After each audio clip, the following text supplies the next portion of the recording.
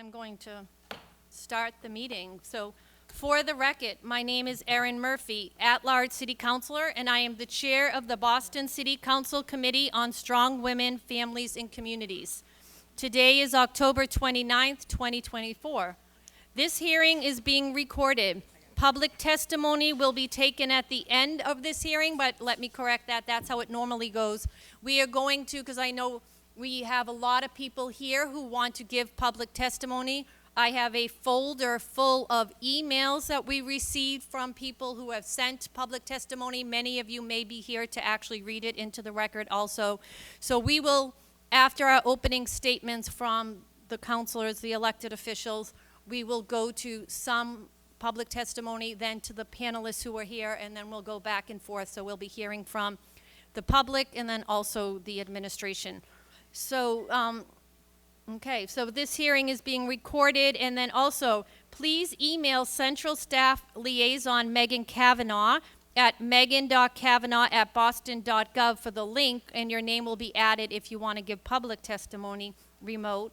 Written comments may be sent to the committee at the email at ccc.swfc, which just stands for Strong Women, Families, and Community at boston.gov, and those will be added to the record. So today's hearing is on docket 1301. In order for a hearing to discuss BCYF services in the Allston-Brighton neighborhood of the city of Boston. This matter was sponsored by Councilor Liz Braden and referred to the committee on August 28th, 2024. Today, I am joined by my colleagues in order of arrival, Councilor Liz Braden, Council President Louis Jean, Councilor Tanya Fernandos Anderson, and Councilor at-large Henry Santana. And letters of absence I received from Councilor Weber, Councilor Zapata, Councilor Durkin, Councilor Fitzgerald, and also Councilor Worrell. So, opening remarks. I am going to let Councilor Braden go first with her opening remarks, and then the rest of us will go after. Of course. Good evening, everyone. Thank you all so much for being here.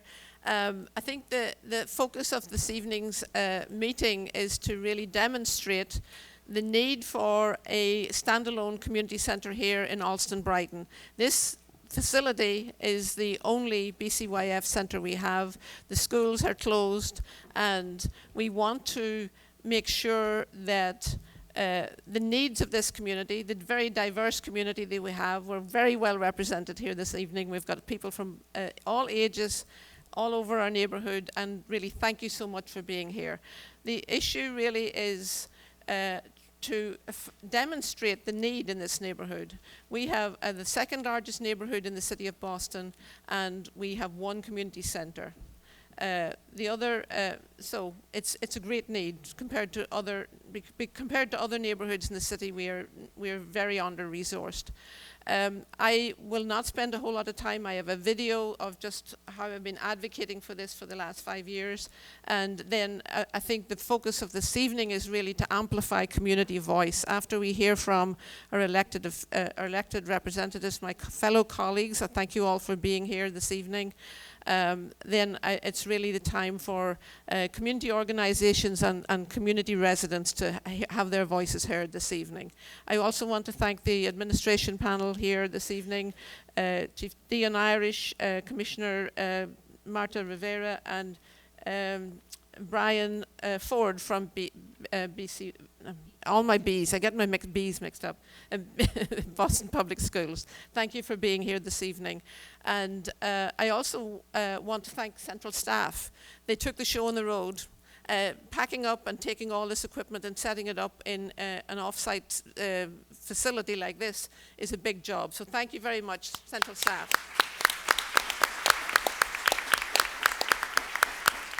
So we want to keep going. There's a lot of people here who want to be heard this evening, so we'll start off with that little video, and then we'll take it from there. Thank you. Oh, Madam Chair, with your permission. That Could you outline the process and the funding that can be secured to have a comprehensive community process in the planning for what's going to happen there with the schools and the community centre? Is there funding allocated to identify and prepare swing space in the neighbourhood to replace that BCYF community centre? It's the only one we have. It's really important that we plan ahead and continue to provide the services that the community centre provides right now. A smooth transition is really important. I need an update on what's going to happen at the Jackson Community Centre. It's of great concern that we don't have a plan. I know the Jackson Man complex is very much on your mind. It's very much on my mind and the folks in Allston-Brighton. How can I be of help? Out here we have the Jackson Man complex, which will hopefully be going through this process in the near future, and I will continue to play this tune until I get where I need to get. It's very, very urgent that we make sure that we have feasibility studies and want to see that commitment in this year's budget. You guys, I think we can pull a plan out of a hat. I really hope that we can step up our conversation about the BCYF programming and at that location. The community centre has a really strategic, important function. I'm really concerned that we don't have a plan right now. There's no sense of urgency about accommodating the services that are there and having a really robust community conversation about relocating it for the short term and then what a new centre looks like. Covering all the services that are provided. How are we going to do that? I don't want to scratch our head and say, oh, now what are we going to do? I want us to have a plan when we can foreseeably see a replacement community centre. Bus service seems like an obvious place to rebuild. You know, the neighbourhood is pushing me. The timeline is sort of a critical piece. I'm not going to go away. I'm going to keep pushing you on this. Envision rebuilding the community centre on that site as well. Jackson Man is an essential piece of community infrastructure that needs to be replaced in short order. It's a year away and I'm not really convinced that we have a good plan for that yet. Thank you, Councillor Braden. Councillor Wu? It's still an unanswered question. I don't want to have us standing here this time next year without a plan. The other thing to bear in mind with the Jackson Man site is in this era when we're thinking about hub schools, community centres are a vital part of that. I'm going to keep asking this question because this is a big concern in our neighbourhood and we want to see it done right. The Jackson Man Community Centre is the only one we have. We need to have boots on the ground and have a plan because we can't afford to not have a community centre. I'm just putting down a marker and saying I'll be watching this very, very closely. We're talking about a citywide equity framework. We have some work to do in Allston-Brighton. This has been in the pipeline for a long time. We haven't really seen much action. Really like to get some metrics on the prioritisation of Allston-Brighton. I can't emphasise how strongly I feel about expediting the process for Jackson Man. I will be dogging you about the Jackson Man Community Centre, and hopefully we'll have a state-of-the-art new community centre in Union Square where it belongs. In the meantime, what are our plans for providing all the services? Of course, I'm going to ask about Jackson Man. You landed on a site, and what's the timeline? We have a lot of projects. Some of them have been in the works, as long as I've been in this position. It's just really frustrating that we don't actually get anything across the line. Other districts are getting their 7th community centre. We're trying to get temporary space for the one we have, then some priority to build a new one. It's a matter of great frustration to me and to my community that Allston-Brighton has only one BCYF. Jackson Man Community Centre was to be scheduled sometime in the future, like that could be next year, it could be 3 years away. Really, because it's the only one, I think there's a level of urgency. We just seem to be getting passed out by every other project. I'm sitting here and I'm thinking about my colleagues. It's wonderful that Councilor Pepin has 6 BCYF centres in his district. My colleague from East Boston District 1 has 8 facilities. I'm just thinking, we've been talking about this for years before I ever became a city councillor. This is not new news, and here we are with the 2nd largest neighbourhood in the city, with the 2nd largest population. We have 1 BCYF centre. It's an absolute disgrace, and it's not your fault, Commissioner, but I don't know, what do we have to do in Allston-Brighton to get anybody to pay attention? Are really failing our community. Commonwealth Housing and Faneuil Gardens, the kids over there, there's hundreds of kids. They don't have youth workers, they don't have a teen centre, they don't have any support. We have to get with the programme here. Allston-Brighton kids are just as valuable as any other kid in any other neighbourhood. And we are sick and tired of this. Really, it's terrible. Like, it's not even funny anymore. 8 in District 1, and there's a new one proposed in Charlestown. Is that 9? This is just totally unacceptable. I don't know what our community has to do. Like, I think we've all been very reasonable. I keep my temper most of the time. I think at this point in time, I'd be asking for a 2nd BCYF centre because we have a growing population, and we're doing our damnedest to try and keep our families. But we're not sending them a message that we even give a damn about them. I'm at a loss. I just don't know what to say anymore. And I want that to change, like really seriously.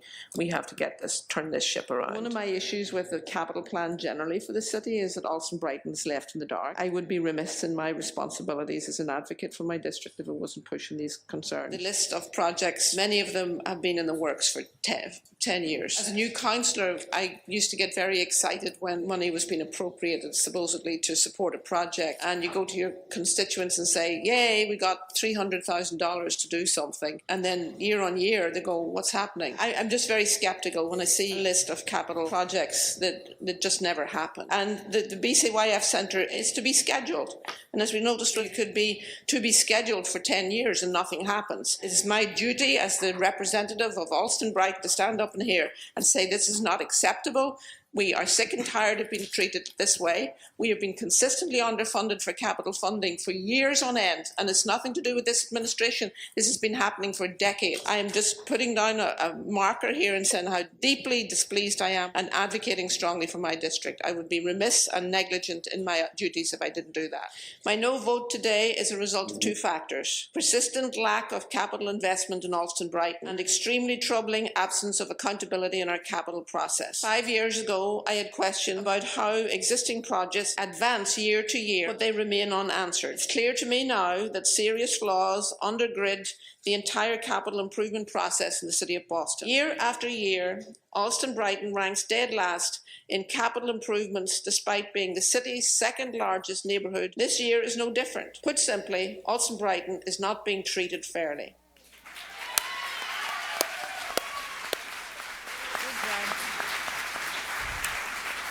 I need the lights. Yeah, I'm going to, yeah. So a few more housekeeping.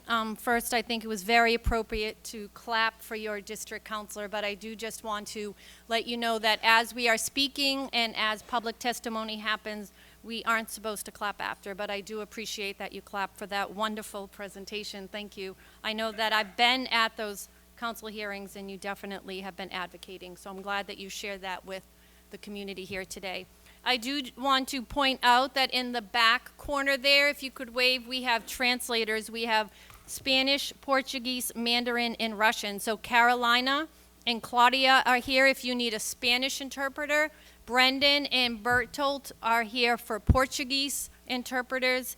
Tina and Terry for Mandarin interpreters, and Larissa and Dina for Russian interpreters. So if you need an interpreter, they are here. Thank you, interpreters, for being here. We have also been joined by Councilor Mejia. Thank you, Councilor Mejia. And we also are here with State Representative Kevin Honan. Ben from State Representative Mike Moran is here, and State Senator Will Brownsberger is here. I think I saw him, yes. So after my colleagues do opening statements, I will have the elected officials from Brighton speak before public testimony. So I will pass it off to Council President Louis-Jean if you have opening statements. Thank you, Madam Chair. Good evening, everyone. Should I use this? Oh, I'm good. Okay, just to pick it up. Good evening, everyone. I'm Ruth Louis-Jean, President of the Boston City Council and at-large City Councilor. It's a joy to be with this packed room tonight. I think it's very clear, and Councilor Braden has made it very clear what you all want and what you all deserve. It's been years and years and years where we haven't invested in Brighton where we should. And so I'm here just to stand alongside Councilor Braden in her relentless advocacy to get Brighton what it deserves. So I want to thank everyone for being out here. Councilor Braden made it very clear the underinvestments in Brighton in the capital budget, and this fiscal year we will be fighting on your behalf to make sure that we get those investments. So I came early so that I could talk to a number of you about, the neighborhood that you grew up in and what you want to see for generations to come. So I look forward to hearing from all of you. Unfortunately, I'm going to have to leave early, but know that my staff is here and we're listening, and we're going to be working alongside Councilor Braden and the entire council in getting Brighton what it deserves. Thank you. Thank you. Councilor Fernandos Anderson. Good evening, everyone. Like my colleagues, here to support my district colleague, Councilor Liz Braden. I have to say that I've, of course, served side by side Liz Braden, Councilor Braden, and have learned about her very, very analytical mind. This woman gets it. She gets the budget. She gets the numbers, and she understands. And she is working relentlessly to follow up with the money promises. the issue has been that not only are the budget allocations to Allston-Brighton have been disparate in comparison to the rest of the neighborhoods in Boston, but also the explanations have been, oh, you're getting a highway, for example, where where it doesn't necessarily justify. When you look at numbers, you say, well, this money is coming in, but then when you go and actually look what it's for, it's not actually enhancing the community. Allston-Brighton being the most diverse community in Boston, having all of your overlapping and intersectionalities and special particular needs, individual needs that should be paid attention to. So I've been working closely with her, and I will continue to offer my support and services as a previous chair on Ways and Means to look at the numbers and really to push against administration and say, you're not being fair. They deserve a better facility, if not a brand new one. And how can we help? So I look forward to hearing you today and learning and taking notes. I will stay here for the full duration. It's worth it. Thank you. Thank you. Councilor Henry Santana. Thank you, Madam Chair, and good evening, everyone. My name is Henry Santana, Boston City Councilor at large, and I just want to echo my colleagues. And I mean, Councilor Braden, you kept receipts. Love to see it. But I'm here to support, your district councilor and you all. For those who have followed, my journey in my first term here, my #1 priority on the Boston City Council has been our youth, and I want to make sure that that's happening across all of our neighborhoods. And then just want to acknowledge that I see, I see a lot of families, I see a lot of residents, but I love to see the youth here in the crowd who are advocating on behalf of themselves to get the facility and the resources that they deserve. So I'm going to continue to fight alongside your district councilor. She's been amazing, and you all deserve a brand new facility right here in Allston-Brighton. So thank you so much. Thank you. And Councilor Mejia, I'm happy to see all 4 of your at-large councilors are here. So As of it course should we are, be, as we right? should be. Yeah. As it should be. Let me find out. Can you hear me? All right. I just want to make sure I can be heard. So first of all, I just want to thank everyone who showed up, because this is what it looks like when we fight for the things that we want. As a community organizer, I am happy to see this place packed, because what you are letting the administration and the council know is that you mean business. And we have to take our direction from the folks that put us in these seats. So I'm happy to see you all show up in the way that you have, because just visually, it speaks volumes, right, to what it is that we're here to discuss. And I also want to give a shout out to my colleague, Councilor Breeden, and I came in the same class. I feel like we're the last of the Mohegans still standing. And so I'm really excited to partner with her. I've been standing alongside her every single time she gets up to fight on the capital budget. I've stood alongside her and voted against the capital budget because Allston and Brighton in District 9 was not taken into consideration. And so this is what it looks like, not only when we show up, but when we actually fight with each other, for each other, alongside each other. So I'm really excited to be here with you all today. And as someone who worked at MTV, I love that video. Wayne, I'm not sure if you did it, but whoever did it on your team, that is the remix right there. Thank you. Thank you. State Representative Kevin Honan, please. Thank you. And thank you for being here. Thank you. Does Senator Brownsberger want to come up? I didn't talk to Will. Will here somewhere? Oh, Okay. you're behind the Thanks, flag. Senator. Okay. Thank you very much, Madam Chair. It's a pleasure to be here before this distinguished group. I want to thank Liz Breeden, our District City Councilor, for all of her work, all of her advocacy on behalf of New Jackson Man and the programming that goes on here, which is extraordinary. I want to thank Rosie Hanlon, who is here. Rosie is the Executive Director. Thank you for all your advocacy. I saw, we've had a lot of extraordinary executive directors here, from Lisa Chapnick, who became the Director of Public Facilities, to Barbara Pecci's here, who works with the Sisters of St. Joseph now, and many of the sisters are here. They volunteer in adult basic ed and other programming. In this location occurs GED programming, other adult programming. It's an extraordinary asset to our community. It's very vital to our community. You can see by the attendance that you have today, which is absolutely extraordinary, how much this neighborhood wants these services. It would be hard to think of some of the districts you all represent without the services that are provided by community centers. So I know over the years, I basically grew up coming here. My mother was on the first board here, the charter board. My wife Colleen served on the board. We're intimately familiar with the programming that goes on at the Jackson Man. One of the things we've been able to do here is marshal the resources of the local colleges to put them in contact with youth. So we would have a Friday night 12 and under basketball league to keep kids busy. We had a high school basketball league here too. So we have sports and recreation in addition to educational opportunities. We would have the BC women's team, the BC men's, the BU teams, BU undergrads come in here and mentor kids. So we were able to marshal the extraordinary resources of this neighborhood and bring them here. And as you know, with volunteerism, the volunteers get as much out of it as the kids do. So I wish to be recorded in favor of this. A few years back, I testified here in behalf before a very similar council panel for an Allston library. And it was momentum that came from the hearing like this that spurred on that administration to build a library in Allston, a state-of-the-art library, and that's what we would like here, a state-of-the-art school community center. It's centrally located, public transportation. This is the place that it should go. And I am delighted that you all took the interest to come here. Can't thank you enough for being here. And I think that with Dion Irish being in the crowd and reporting back to the mayor, what a crowd that came out. They obviously, the neighborhood loves its community center and wants to work with the community center to provide more of the resources. We always thank the Sisters of St. Joseph for supporting these programs. And thanks a lot, Madam Chair. Thank you. Appreciate Thank you. it.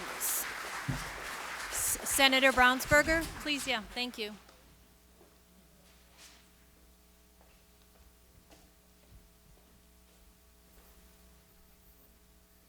Thank you, Madam Chair. Thank you.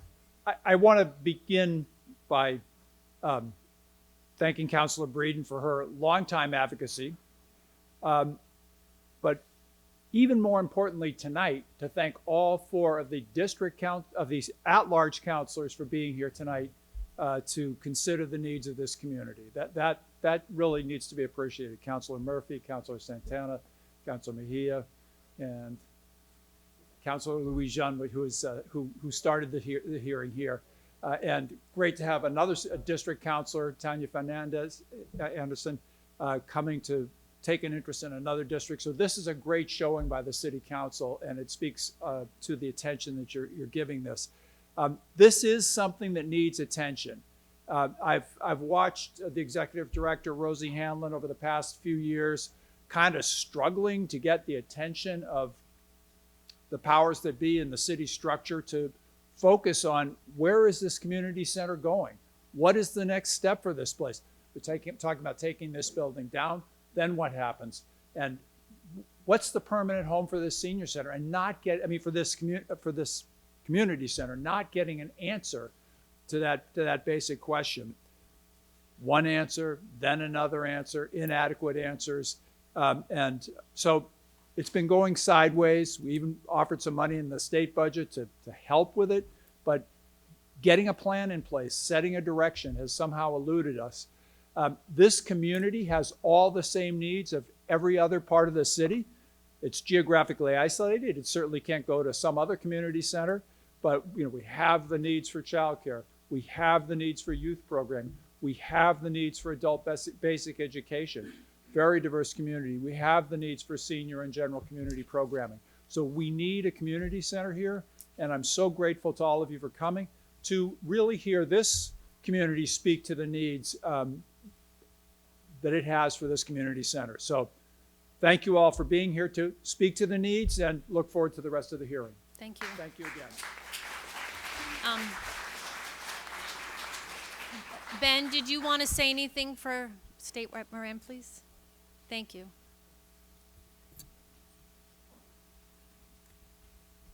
Hello, my name is Benjamin Toki. I'm the district director for Representative Moran. Sorry, can you hear me now?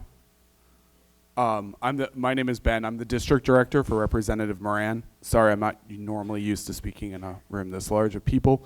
But number one, on behalf of Representative Moran, I wanted to first acknowledge both our district councilor, Councilor Braden, and Rosie Hanlon, the director of the Jackson Man Community Center, for their tireless advocacy of the community center and expanded programs for our neighborhood. Besides the fact that the community center, what it provides, it is a vital, it's a vital resource to also encourage our community to be a place where people want to spend a good portion of their life, whether it's for a season or for many years or for their entire life. The community center is vital, encouraging not only families and people wanting to invest in our neighborhood, in our community through home ownership, but also to encourage multi-year tenancy, and that people who do rent here, this is a place that they want to spend their time. And the final thing I just want to say about the community center is, beyond just the services it provides and who it provides to today, the community center is, and along with a lot of other city services such as the senior center and different programs such as for immigrants and new residents of the city, this is it is a multi-generational compact between the different generations of our community. It is part of what we provide for each other as residents, and it's also part of a social compact between the city of Boston and the citizens of the city of Boston. So Rep Moran does highly support the continuation and the improvement and expansion of our community center, and on behalf of him, we'd just like to thank all of you for coming here and spending time with our community. Thank you. Thank you. Thank you, Ben. And you did a wonderful job speaking. Thank you. So now we will go to start off with a few public testimonies. So you know you have 2 minutes, and when your name is called, come up to the microphone here. The first person we have on the list is Rita. Can you call out 3 at a time? Yeah, sure. Yep, so Rita Marachi, yeah. And then I'm going to call 2 more names. You can line up behind her. Lanita Reason. And is Tony DeCidori here? He's ill. Okay. Andrea Howard. If you're here, you could come up. So you can start, Rita. Okay. And I'll put my timer on. Thank you. Okay. First, I'd like to say I am not a public speaker, so if I get nervous, I apologize. My name is Rita Maracchio. I'm the president of the Jackson Man Community Center Council, or as we call ourselves, the JMCC. I'm trying. Okay. On behalf of the council, I'd like to thank City Councilor Liz Braden for organizing this evening, and I'd also like to thank all our councilor at large and the rest of our elected officials for coming tonight. The Jackson Man School and Council was incorporated in 1976. It was created by the concerned neighbors and residents in the partnership of the City of Boston to address the basic needs of our community. These needs included professional licensed daycare, after-school programming, after-school services such as summer programming, senior services, athletic time, gym time, and enrichment programs. We were the first funded adult basic education program involving English as a second language, as well as GED prep for the diverse of this neighborhood. And just like to say that as I am an immigrant, and the GED program and the English as a second language is very close to my heart. Today, as of October 29th, our program only includes adult basic education, ESL, and GED in HiSET program. In 2019, 5 years ago, our community was informed that Boston Public Schools, that JMCC in the complex was in great need of repair, and the City of Boston decided that it was better to demolish this building and build us a new greener, better community center. We embraced this decision. We were looking forward to a wonderful building. Since 2019, we've had to close all of our community programs. In 2020, our preschool program closed. In 2022, our after-school program closed, which included summer program and after-school and vacation week programs. In 2023, we suspended our soccer programs that served over 200 families in this community. In 2024, we pretty much lost all of our entire youth athletic program due to the Boston Public Schools denying our youths access to these programs. I would like to ask the city of Boston why these people, the families, the children, the seniors of Allston-Brighton have been denied these basic programs.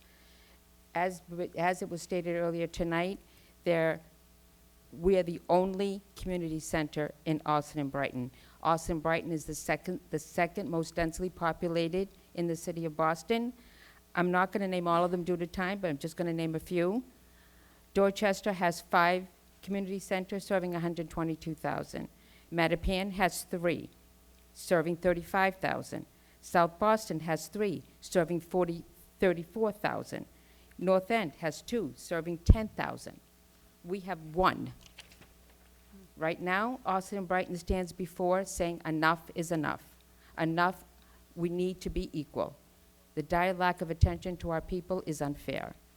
We cannot wait any longer for the city of Boston to provide the needs of this community. Thank you. Thank you.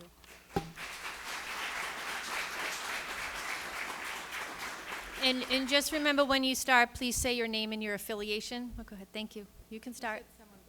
That's fine, I don't think they're here. Yep, thank you. Good evening, my name is Andrea Howard, 25-year resident of Allston and of Brighton, and currently the CEO at the West End House, right around the corner. And I want to thank our District Councilor Liz Breeden for convening this evening's meeting and hearing, and I want to thank the city councilors who saw fit to prioritize this. I know you have a number of different places you could be, and your show of support for us will not go unnoticed, and we appreciate that. I want to thank Rosie for hosting us and basically being the glue that has kept a very difficult process together over the last 5 years. The West End House has a long-standing partnership with Jackson Man Community Center that dates back more than 30 years. We have endeavored to partner together rather than compete. We believe that we are stronger together than apart. We always look to find the outcome that is best for the community, centering the community in our decisions and deciding how we should move forward as an organization and as a partnership. And we've really valued that, and we have missed that. It's an important ally, an important partner in our work. We serve young people aged 7 to 24, and they pick up the pieces and before that, after that, and we overlap with our teen partnership. I cannot stress how difficult it has been with the loss of the programs that you just heard Rita. It was even more startling than I realized, but it explains a lot and what we've been struggling with at the West End House with trying to manage the overflow for programs that have shut down. This summer, we had 270 kids a day at a program that we were staffed for 200, but there was no summer program here at the Jackson Man, and we felt like we couldn't turn people away. We're also free, so, you know, those extra 70 does not necessarily equate to additional income. We did our best. We hope we provided a high-quality experience, but we missed having the Jackson Man as a partner. Our families are missing the preschool and childcare that allows them to go out and get a job and contribute to the community and their families. Our teens missed having as many jobs as possible this summer. Normally there are 33 jobs for teens here at this site, so it's 33 less teens that were employed. We did our best to take as many as we could at the West End House, but there's only so much that we can do. The uncertainty of what is still happening here, is English as a second language happening, is adult basic ed, has our families sort of like saying, oh, I guess there's nothing going on, and not enrolling in programs that are truly essential to closing the disparities and the inequities that we see as systemic in our community. So having a clear location with a clear set of program priorities is essential if we want to really not just talk about equity and inclusion, but actually do something about it. We implore you to seek a quick resolution to identify a plan that prioritizes our community. I think we have shown you here tonight how strong we are. I appreciate one of the city councilors talking about Allston-Brighton being the most diverse neighborhood in the city. I think some people think we're still off-campus housing for local colleges and universities, and they could not be more wrong. I thank you for showing us that we can be seen and that we can be heard, and we really appreciate that. I think next on the list is a group of teens from the West End House. Oh, I don't have them listed yet. Yeah, we checked in. Okay. Do you want to have them speak? How many people are going to speak? There's just one person's going to speak, but they're going to come up in solidarity. Want to invite teens from the West End House to come up.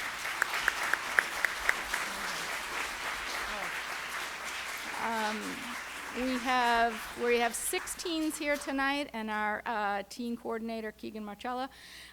They represent the more than 170 teens that participate in our programs every week who are missing the partnership that we traditionally have with Jackson Man. So Victor is going to speak on behalf of a dedicated group of teens. Great. Hello, everyone. Good evening, city officials. My name is Victor Sandoval, and I am 17 years old, and I live in Allston. I am here with other teens from the West End House to talk about what's happening with the Jackson Man Community Center. First, we're wondering, when it was announced that the Jackson Man School would close, what was the plan for the community center? Did something go wrong, or did the plan change? We'd like to understand what happened and how the community was informed. We're also wondering why is it taking so long to relocate the community center? And where's the funding going in the meantime? Is it being saved or used for something else? The community counts on these programs, and we would like some clarity on what's happening with these resources. When a new community center or a temporary one is set up, we hope it reflects the needs of the community. We hope you reconnect and ask the community what's important. We see a need for programs for people with disabilities. English classes, high-set classes, preschool and childcare, sports, languages for all ages, and even programs like first-time homebuyer education. And when the center does reopen, we hope you offer programs that are new, modern, and engaging. We hope they stay high quality and actually work for the people who need them. Maybe there could be a regular review process or community survey. Lastly, we worry about the impact on nearby small businesses. They depended on the foot traffic that the school and center provided, and this change affects them too. Until the new center opens, we like to suggest other locations that might host Jackson Man programs, local schools, the West End House, the YMCA, libraries, and churches. We know it's not a permanent solution, but it's a start. Thank you for listening. Thank you. Wow. You did a wonderful job, and I have to say, I was looking over at the administration, and they were all writing down all your questions, so thank you for that. I am going to call up 4 more names. If you're here, please come to the microphone, and we have been joined by Councilor Pepin. Thank you for being here. Would you like to say hello right after I call up 4 more names, and then you can say hello? Hi.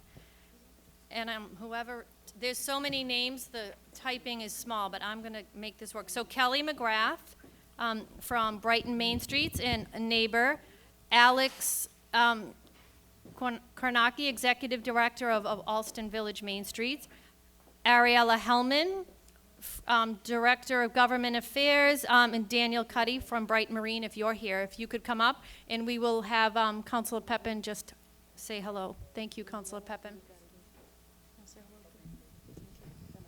Good evening, everyone. Sorry about that.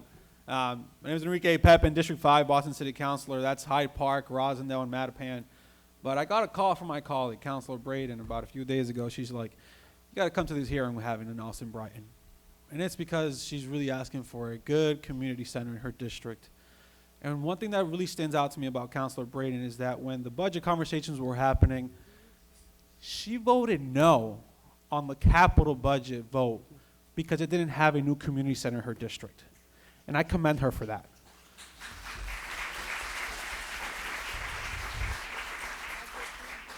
Listen, when I was in high school, I went to the O'Brien High School. I had a lot of friends in Allston-Brighton. We used to take the 66 bus at Nubian Station all the way out here. And I used to think of my friends from Allston-Brighton as the cool kids because I like coming to Allston. Mind you, I'm from Rossi, so it's a little bit of a stretch. But I noticed that you guys are known as being a cool neighborhood, but you don't have a cool community center.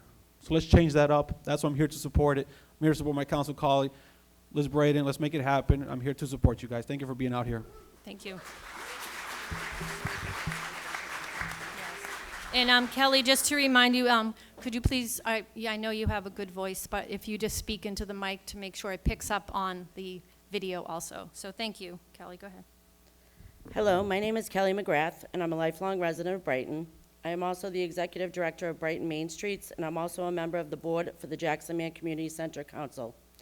I want to thank Councilor Braden, Madam Chairwoman Lejeune, and City Councilors Murphy, Fernandes, Anderson, Santana, Mejia, and Pepin, and the representatives from BCYF and BPS, and Director Rosie Hanlon.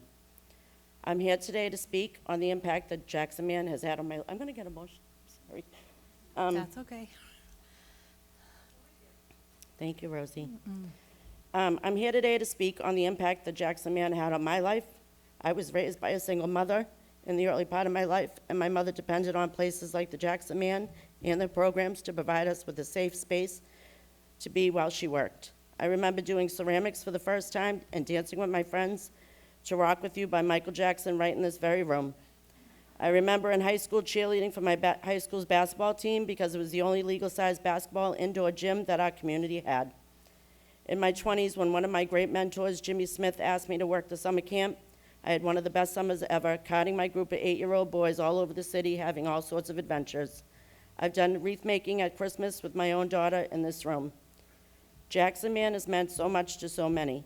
I look around the room and I think of Diane Joyce, who was here for so many years and was a great inspiration to me. Her daughter Jen, who grew up in Jackson Man, which led her down the path to becoming a BPS teacher and spent many years in this building shaping and changing lives. My friend Sharon McLaughlin, who taught for the Horace Mann, also shaping and changing lives. I think of Gloria Rivera, who's also testifying tonight. Her life is forever changed because of the programs at Jackson Man. My dear friend Dan Cuddy, who like me was raised by a single mom, spent countless years at Jackson Man as a kid and employee, and is now the Director of Government and Community Affairs at Brighton Marine. Without Jackson Man, you don't have a Dan Cuddy, and so many countless others as you know them today. They have gone on to a life in service to their communities and its residents. Rosie Hanlon, the current director, is one of my greatest mentors, and her dedication and passion for Jackson Man is inspiring. Programs and centers like Jackson Man do not just change lives, they save lives. For over 50 years, the Jackson Man Community Center has been a home for so many of our residents, old and new. We want what every other neighborhood of Boston has, and it's completely unacceptable to deny us that.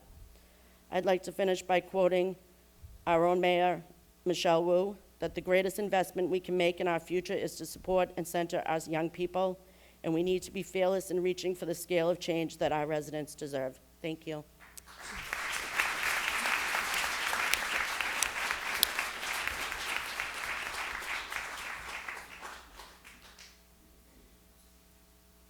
Go ahead, yeah, thank you. How's it going, everybody? My name is Alexcoracini. I've been the executive director of Allston Village Main Streets for just over 5 years now. Our nonprofit organization works to beautify the district through public art and street cleaning programs, advocate on behalf of the local business community, and host public events to bring people together into our district, strengthening the physical and cultural vitality of Allston. Throughout the years, we've had a great working relationship with BCYF, and particularly Rosie and the Jackson Man Community Center. We've developed engaging and diverse programs together and partnered to hold neighborhood events such as the Taste of Allston, which has been held in partnership with Rosie and the Jackson Man for the past 4 years.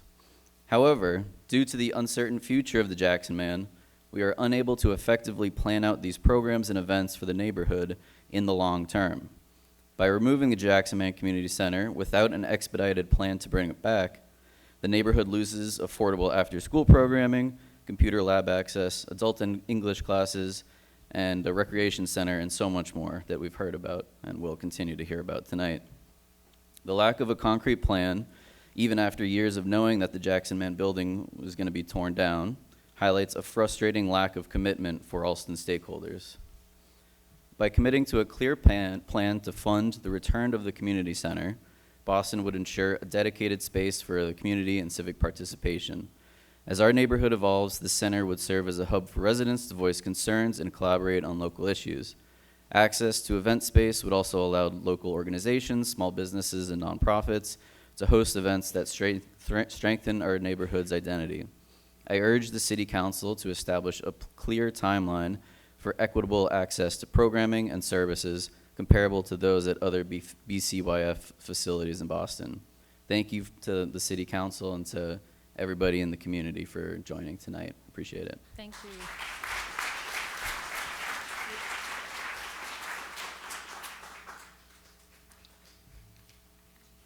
Good evening, council members. Thank you so much for the opportunity to speak tonight. My name is Ariela Helman, and I'm the Director of Government Affairs for Agudath Israel of New England, representing the Orthodox Jewish community in Brighton. And I'm here tonight with my 5-year-old daughter, Eliza. And we really wanted to just express our support for the new community center in Allston-Brighton. We understand that lots of other neighborhoods across the city of Boston are served by many community centers, and Allston-Brighton has just the one community center here right now, and it's really has very limited programming, especially for our youth, and we need that programming for our youth, for all of our children across the city and within Allston-Brighton. And I would just ask that the council, as you continue to plan for this center, that you have a process to incorporate input from residents so that this new center can best meet the needs of the diverse community that it is intended to serve in Allston-Brighton. For example, on behalf of the Orthodox Jewish community, we would be most appreciative if the new center could include programming that is culturally appropriate and religiously responsive to the needs of our community. For example, sports programming might be scheduled at times that do not conflict with our Sabbath observance, and separate swim and gym hours might be arranged for those that could not participate otherwise. Thank you so much for your consideration, and we look forward to partnering with you throughout this process. Thank you.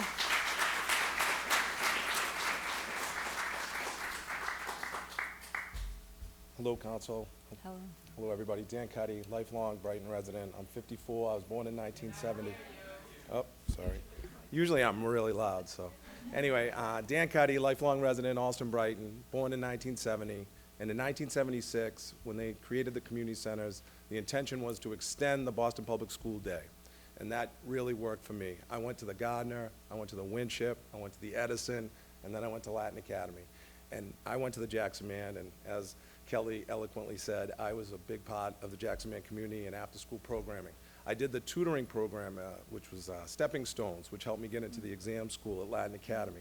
And that extension of the Boston Public School Day that the community centers filled a role with hasn't been happening for a long time, and it's directly affected the balance of our BPS schools. My whole family went to BPS. I love BPS, and it hurts me to say what is really happening in BPS. I looked up the numbers in the Department of Education. All of our schools, Boston Public Schools, except the Winship, are under 50% in math proficiency and English proficiency.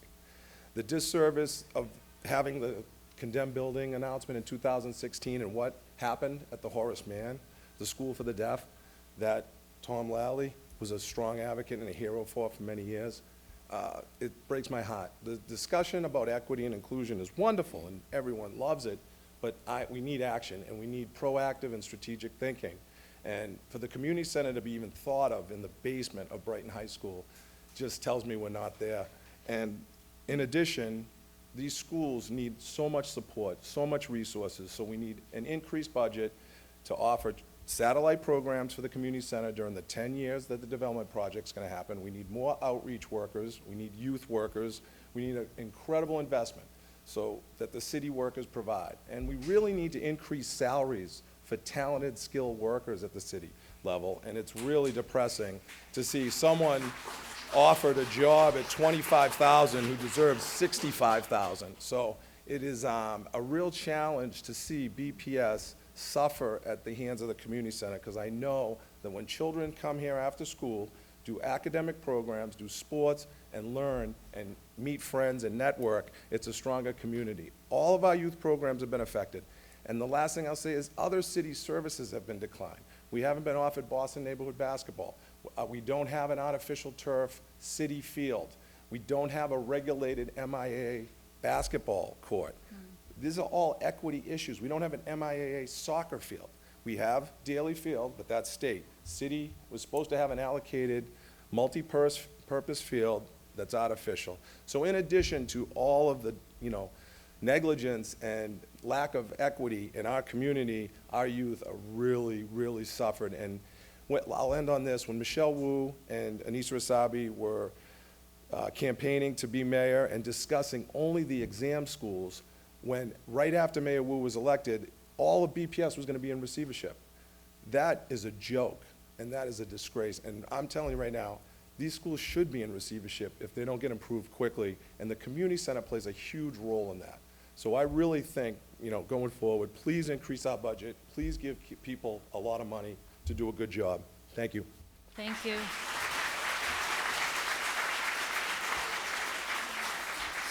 So I'm going to call up 5 more people. I know our administration panel is listening, and I checked in, and they do want to hear more before they kind of chime in. So I'm going to call up 5 more names. If you're here, please come up.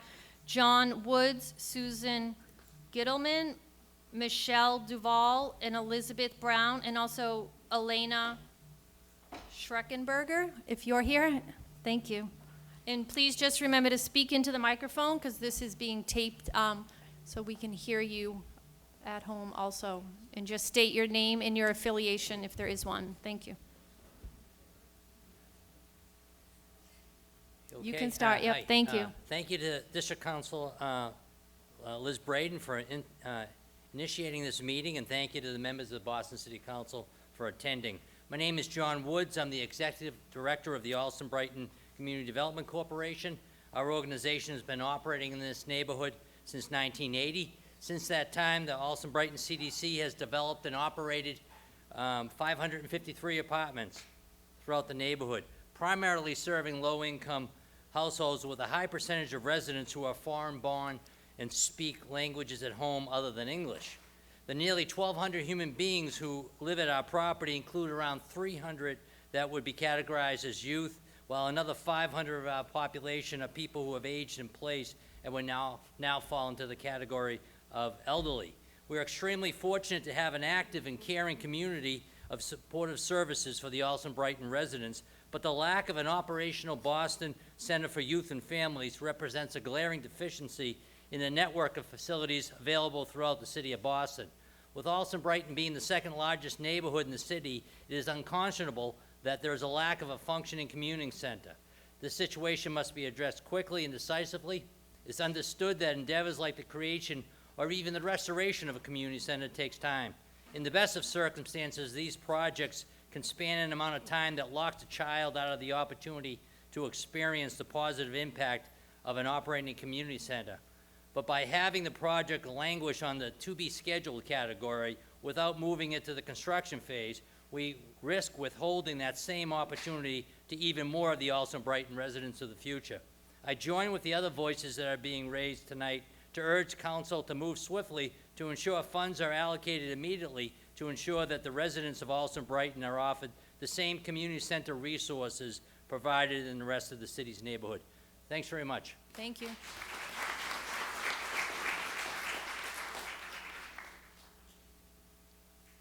Good evening, and thank you for the opportunity to give some testimony tonight. I'm honored to be with you. My name is Susan Gittleman.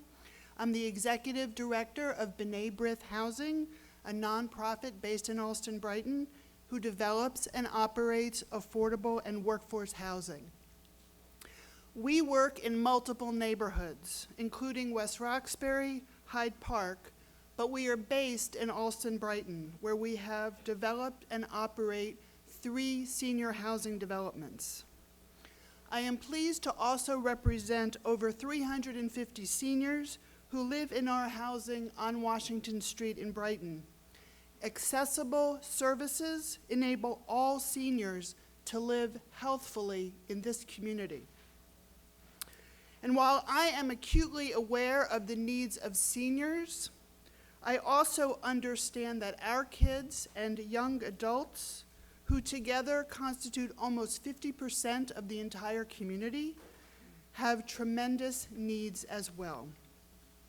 Interestingly, these two user groups have the most to gain for the type of programming that BCYF offers. Senior programs, adult education, childcare, after-school, athletic facilities, civic spaces where young and old can come together. Allston-Brighton is severely underserved in all of these areas. It needs a re-envisioned Jackson-Mann complex to begin to address these needs. However, my message this evening is not only that Allston-Brighton is underserved. I am also here to say that I believe that Allston-Brighton is not getting its fair share of city resources, and let me explain in turn. First, the reality is that Allston-Brighton has a very high level of need. Here again, 48% of the population are either children, young adults, or seniors. More than 20% of the population live below the poverty line, which as a percentage makes Allston-Brighton the third highest neighborhood in the city, second only to Dorchester and Roxbury. Over 40% of the population are people of color. These demographics point to a population who would be very well served by BCYF programming if a robust program was available. But such a program is not available at Jackson-Mann now, and by all estimations, hasn't been available for a very long time. Couple that with my next observation, which is that Allston-Brighton deserves its fair share. Allston-Brighton is the second largest neighborhood in Boston by population, which has been mentioned. It is home to a number of major employers, both for-profit and nonprofit. Included among those are universities such as Boston University, Harvard, Boston College, who are major employers and economic engines in the region. It also includes private development, corporate interests, reflected in entertainment and office users like what exists at Boston Landing, existing lab, other users. Allston-Brighton is a giant among the neighborhoods in what it generates in taxes, jobs, and economic spin-off. Ultimately, these uses generate major revenue to the city through real estate taxes, business taxes, linkage fees, and other direct and indirect contributions. What is being asked tonight is to begin to change the calculus so that Allston-Brighton, who is in fact a heavyweight in terms of generating municipal revenue, be reconsidered to receive more municipal investment than it does now, including what is being discussed tonight in terms of BCYF resources. My request is that as a community, we receive our share, our fair share of city resources, including BCYF resources. To come together, to focus on what's possible, to create spaces that support programs, to create opportunity for young and for old. Maybe include affordable housing on upper floors to leverage new resources. In short, to reimagine Jackson-Mann, focusing not on what it was, but what it could be. Thank you for your consideration.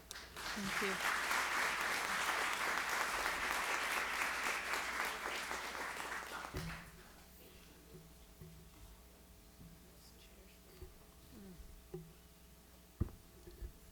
I'd just like to thank the folks, the young people from the Brazilian Workers Center. I see they're leaving, so thank you for being here.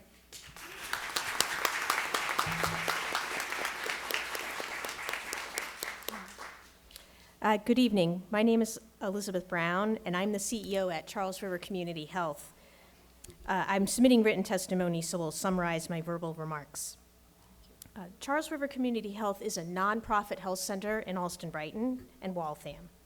We were founded by Allston-Brighton neighbors and opened our first clinic 50 years ago, so have deep ties to this community. In 2023, the health center provided care to over 13,500 patients, regardless of insurance or immigration status, language, or ability to pay. The health center, with federal grant funds, established a small health center site at the Jackson Man complex in 2008 to increase access to care. We were dismayed when the Boston Public Schools announced that the building would be closed due to facility maintenance issues. We closed our site shortly thereafter. Up until the COVID pandemic, in addition, we had been providing a small amount of grant funding annually in lieu of rent to support the organizations here in this complex. Since the school's closure, we continued to partner with the Jackson Man Community Center to offer behavioral health and wellness education as part of this summer teen program, as this was identified as a need. Given the Jackson Man, as has been mentioned, is the only BCYF facility in Allston-Brighton, the second largest neighborhood, it is a significant disservice to the community and clearly an inequity to not have a plan to rebuild something so that the community has a place for the programs and services that it needs. Finally, for those of us who have lived or worked in the Allston-Brighton community for decades, we know that it is more than the many students who call this neighborhood their home. While we welcome our student neighbors, this community is also comprised of many new as well as long-standing residents and community-based organizations like Charles River Community Health, who serve one of the most diverse and in-need populations in the city. Clearly, we need a new community center, and I would like to commend Councilor Braden for bringing us all here today. Thank you.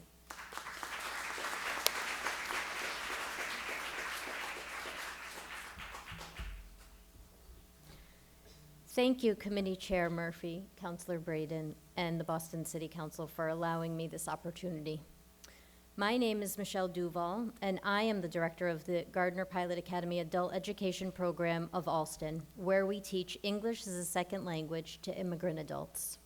I have had the good pleasure of being a part of the Gardner Pilot Academy and the Adult Ed program, in addition to the Allston-Brighton Adult Ed Coalition for the past 20 years. As a result, I have an intimate firsthand knowledge of the Allston-Brighton immigrant community. At GPA Adult Ed, our community is a microcosm of the larger Allston-Brighton population. The majority of our students do not have the financial resources to pay for private adult education, childcare, after school, or other programming crucial to their well-being. Our students are dependent on public resources for these services and are desperately in need of appropriate programming. For example, every year we have a waiting list of adult ed residents, Allston-Brighton residents in need of English classes, but can't afford to pay privately. And the quality of life for them and their children suffer while they wait. While I have watched several families raise children who continue on to college, I have seen an equal number of parents despair as they watch their dreams of a better life for their children disintegrate as street life takes over. I watch our students struggle to maintain work when they can't afford affordable local childcare.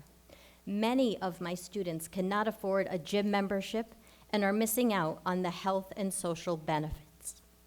Over the years, I have fielded many questions and problems from our students and spent countless hours searching for the appropriate resources all across Boston to connect them to help their families and their children.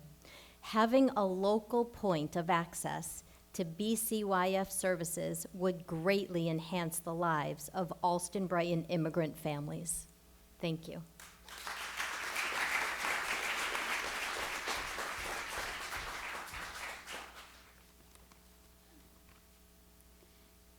Good evening, everyone. Thank you, City Councilor Liz Braden and all of the city councilors for welcoming me and allowing all of us to be here tonight. My name is Elena Schweckenberger. Thank you for getting my name correct. And I am the site manager for ABCD Allston-Brighton Neighborhood Opportunity Center, located in Oak Square. I have been a resident of the greater Boston area for the past 7 years, and I have been here at the Allston-Brighton neighborhood for the past 5 years. While working in the neighborhood, I have spent most of my time providing services that are related to food insecurity, job search, youth enrichment and engagement, senior health and wellness, and housing affordability.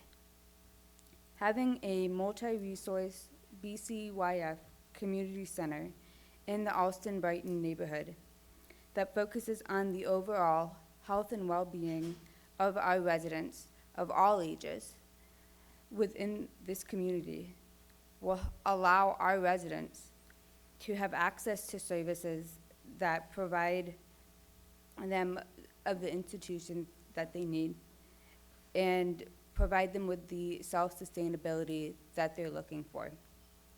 Many of our residents and many of my clients struggle to navigate through the neighborhood due to transportation barriers, but having a closer access point, such as the Jackson Man Community Center, can encourage them to gather together. I fully support having a BCYF community center here in Allston-Brighton at the Jackson Man Community Center, and I hope you will consider it at this time. Thank you. Thank you. I'm going to call 5 more names. Cindy Marchando, Andrew Feldman, Tina Chan, Catherine Snyder, and Karen Smith. Please.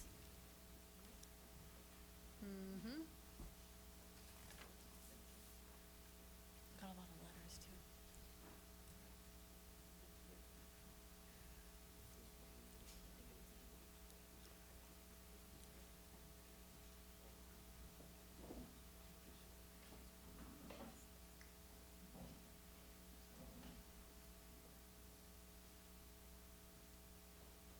Any one of you can start if people are still coming up. Thank you. Dear Committee on Strong Women, Families, and Communities, Committee Chair and Councilor Murphy, Vice Chair and Councilor Breeden, and City Councilors and Administrators. Thank you for having this hearing on docket number 1301, order for a hearing to discuss Boston Centers for Youth and Family Services in Allston and Brighton.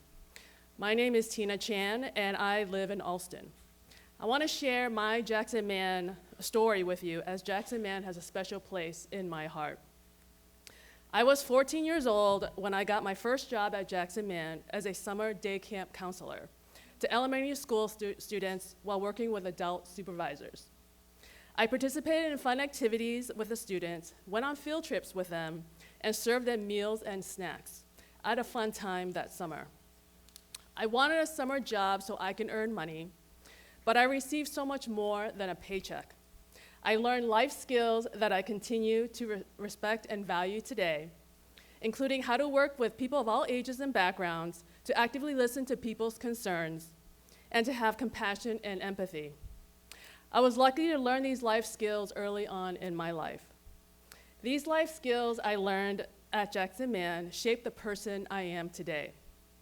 People in Allston and Brighton should have the same opportunity I had to build the life skills I did so they can live their full potential. Years later, I returned to Jackson Man when my niece and nephew played soccer here. I witnessed families cheer on their child as I did cheering on my niece and nephew. I was happy, I belonged, and I felt a sense of community when I witnessed the Allston and Brighton community come together to support children in a safe and supportive environment. Allston-Brighton needs a safe and supportive community center at Jackson Man Just as Jackson Man provided me with a safe and supportive environment when I was 14 years old, as well as with my niece and nephew.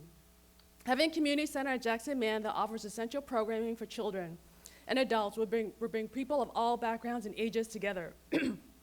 A community center would give people the ability to learn new skills so they can live their full potential and have a bright, determined, and joyful future. Thank you for listening and for considering my testimony for Boston Centers for Youth and Families facility at Jackson Man Community Center. Thank you.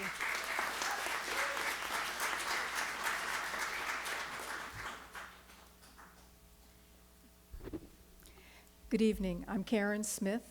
I'm a lifelong resident of Allston and have been active in many civic events and committees and work over my adult life. And I must say, it's a little odd to be here and that I remember being here when this school was being opened in 1979. It's a bit surreal to be back asking for support and resources all over again, but here we are. Thank you for listening. I know this is not the first time you've heard this because Liz Braden insists that people hear her when she speaks, but I am glad that you're here. I'm not going to give you a single statistic. You've heard from Liz, you've heard from people in this room, you'll hear from more about why this is needed. And I know you know it's needed because you support this throughout the rest of the city. It's nothing new. We just want what is clearly known to work and be important for communities. What I don't know is why this is happening.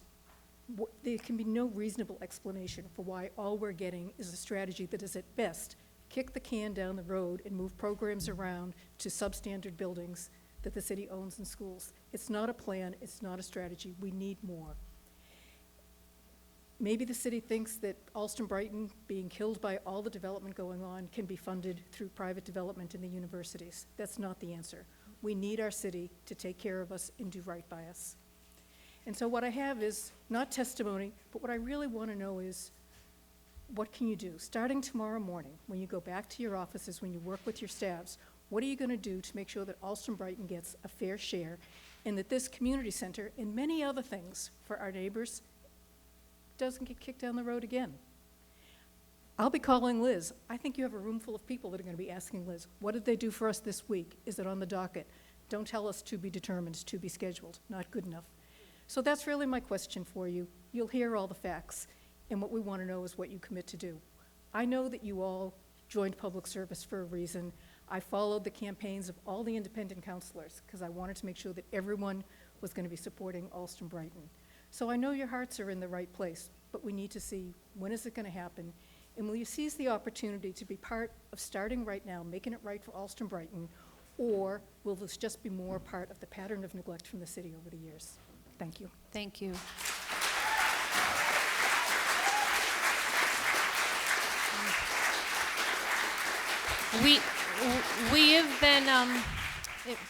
We've been joined by Councilor Flynn. Councilor Flynn, after the next two speakers, I'll let you introduce yourself, okay? Because we have people lined up. You can go. Thank you. All right. Good evening, councilors. Thank you for being here, and thank you to Councilor Braden for making this happen. My name is Andy Feldman, and I live about a 10-minute walk from here. I've been a resident of Allston for the last couple of years. And I want to voice my support to the many calls that we've had tonight for a commitment on the part of the city to build a new community center right here where we are today. You know, I think something that I've loved about this community in the years that I've lived here is that we have so much self-organization in Allston-Brighton and efforts by residents to create connections, foster a community, and support each other. But those efforts can only go so far without the support of city government and the relevant physical assets and resources. You know, when we organize public meetings, gatherings, or activities, it's always a scramble to find a place with enough space. I think it's only deserving for all of the efforts that we make to organize ourselves to have a space and resources to do that. I also just want to briefly highlight the fact that Susan mentioned that this is one of the few large pieces of public land in Allston-Brighton, and along with getting a community center, it's also a good idea to make the most of this opportunity, and with the housing crisis we're in, explore the opportunity to co-locate affordable housing here, as the city has done in other sites around the city, so we know it's possible. I think all of us benefit when our community is stronger. It's disheartening to feel like we've been left in limbo for all these years. I hope you'll stand with us in making a commitment to invest in this important community resource. Thank you very much. Thank you.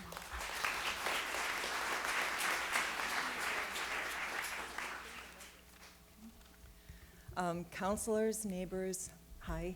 My name is Kathy Snedeker. I live in Allston. I currently work as a career navigator with Mass Hire Downtown Boston and part of JVS Boston. And I also was fortunate enough for a little while to be a volunteer on the Jackson Man board under Barbara Pecci. So tonight, I have to say I'm a little bit nervous because I was trying to figure out what do I say, what can I say that I can say it confidently, can I say it clearly? Will it be compelling enough for people to listen, to be able to fully understand just the complete scope of the people here in Allston-Brighton, and to understand that all of us are advocating for things that we're really not even going to benefit from. We're really advocating for things for our neighbors. So first, I fully agree with everything people have said about the arts, music, sports. But what I would like to do is build upon some of the comments like Michelle Duval made, and I know Sister Pat will do, for adult education. I'd like to speak on workforce issues, because workforce is an intrinsic part of adult education. For all of us, and I've looked at all of your profiles, we all deeply care about diversity, equity, inclusion, and belonging.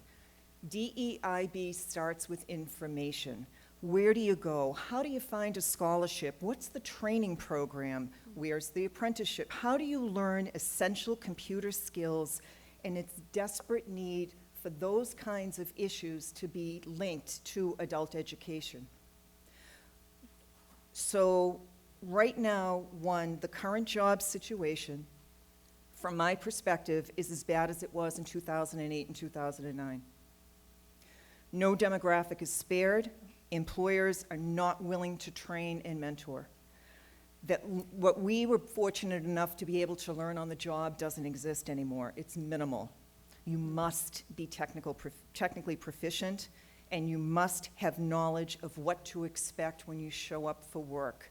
And that comes from internships, mentoring, after-school jobs. Adult education does have to be part of workforce development for both skills training, for college prep, for direction on pipeline programs. There's one, for an example, through Quincy College and JVS for a pharmaceutical manufacturing tech.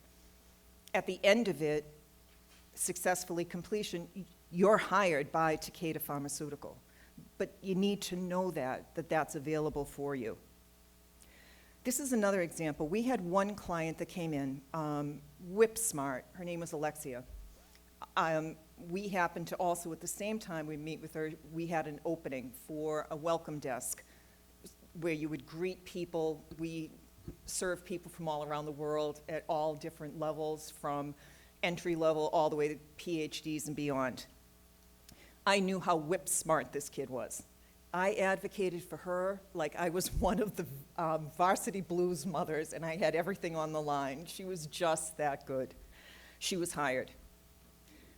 Alexia is bilingual. She's fluent in, but she's proficient in Salesforce, Ring, Teams, Zoom, course registrations, a state database, LinkedIn, complex calendaring and scheduling, knowing program information. She's a superstar with no degree.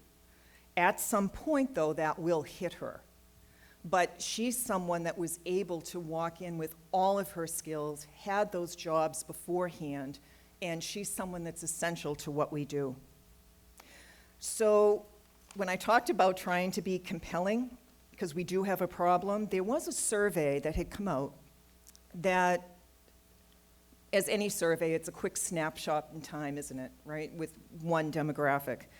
But what this showed was one that our Gen Z cohort, those incredibly bright young people between 20 to 27, is business kryptonite, and employers are fed up.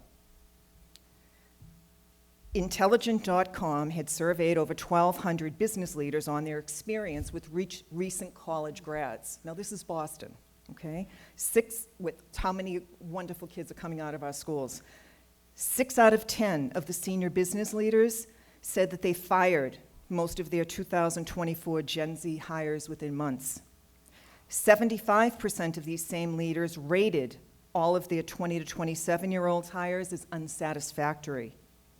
The reasons they gave included lack of motivation, lack of professionalism, poor organizational skills, poor communication skills, unable to accept feedback, lack of problem-solving skills, lack of relevant work experience.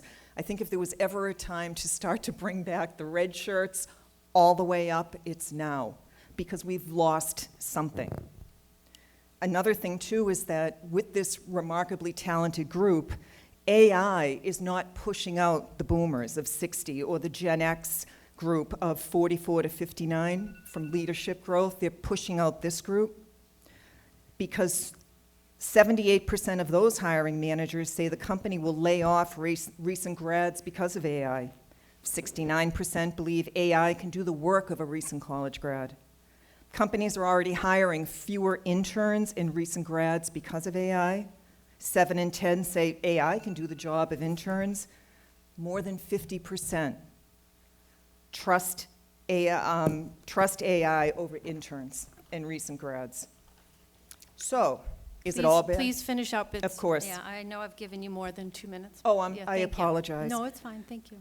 If I could just end it at this. Yes. Right now, we're working with discussions about brick and mortar, okay? Meaning, how can we fund a center? For me, there is absolutely nothing that we can't do to start quality program now. We have empty retail space. There's nothing to say it can be built out. We really don't have the time not to invest in our own neighbors. Thank you. Thank you. I'm going to call up 5 more names, and after I call out the names, I'm going to give Councilor Flynn a moment to say hello.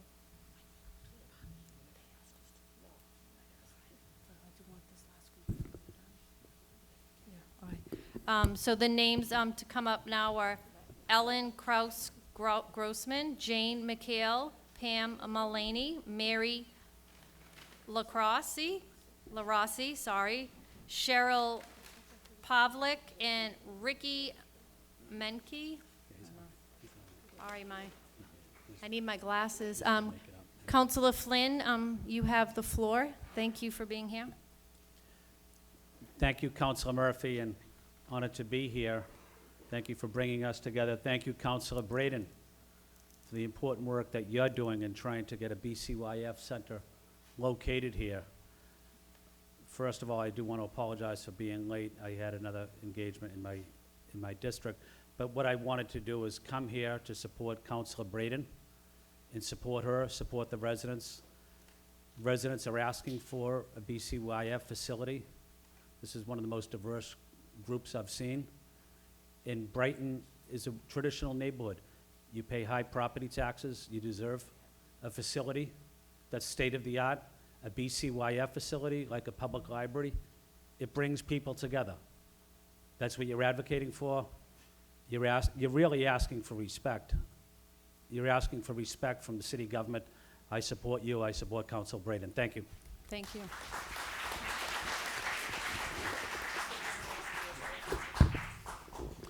Hello, my name is Jane McHale, and I'll just say a blanket thank you. Thank you. You don't have to thank us again. Thank you. I am I'm a transient here, and I have to say I was brought on a date to this building to a basketball game when I was first transferred to Boston to open the Long Wharf Marriott. When I hope I don't insult anybody, but when I walked in here, and that's a lot of years ago, it was apparent to me that this was a City of Boston community center, and I looked around and said, wow, this is a dump. I have to be honest, this is a lot of years ago. It's a lovely dump, but I mean, from the outside looking in, from someone that's not from here, it was underfunded for many years. And that's absurd for as much development that's going on, as much revenue that comes in from this area, it's pretty shocking. Now I live here with the man that took me on a date here. And I look at the future of thousands of new residents, many of which are here. But we will have thousands more. And where are they going to come together? Where are they going to get services for their kids that aren't just in the schools? Where are they going to meet other people? Where are they going to grow a community? Because that's how you grow community, is you get involved. You join a class. I'm now vice president of the board of the McNamara House Senior Programs. There's no senior center in Allston. There's one in Brighton, but for seniors, that's a long way to go from Allston. So there's a lot to do. There's a lot what Jackson Man Community Center should be and can be. And I just ask you to give us our due. It's long overdue. Thank you. Thank you.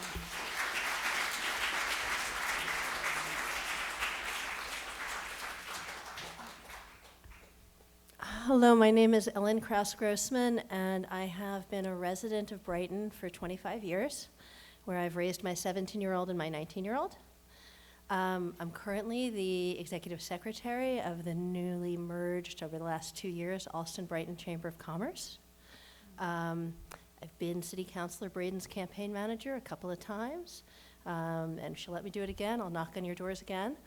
And I want to speak first to the city councilors and to Rosie Hanlon. You guys all work hard, and Rosie, I know you've worked so hard for what's going on here. And you have to think about the whole city. And I want to really call out Councilor Braden for asking you to please come and see what's here, and to please think about us, because we need you, because something is stuck. And I like books. They help me make sense of the world that I live in. And the image that's come to mind as I've been sitting here tonight is from Isabella Wilkerson's book, Caste. And she compares the society and the brokenness to inheriting a house, an old house that has problems, and asks what's our role as the current owners of that house. And I know you get elected for 2-year terms, and there's a lot that's asked for you to think about. And there are things that are stuck and things that are siloed, and we need you to get them unstuck and unsiloed for us, please. We are all in that house that is broken, but it's our time and it's our season to fix it. For me, I came here as an adult. So for me, the Jackson Man is where I come for early voting. It's where I come to meet D.A. Hayden when he's elected, and we get to meet him as a community. It's where I come for this meeting tonight. I am a community person. I'm a member of the Jewish community. I've been involved in so many neighborhood organizations. I've been a parent at Gardner Pilot Academy and Boston Arts Academy, and of my kids in private schools because I couldn't get good school options for them in Boston. I've got a high schooler who wants to be in Boston, and she's getting a lovely education at Windsor, but it's not where she wants to be. So we need this community center. Our kids need the community center. I have heard it said that the current vision for community centers is gym and swim. No. If you've heard what this community center has been to this community, it's not just gym and swim. Yes, please, gym and swim. We like gym and swim. That's good.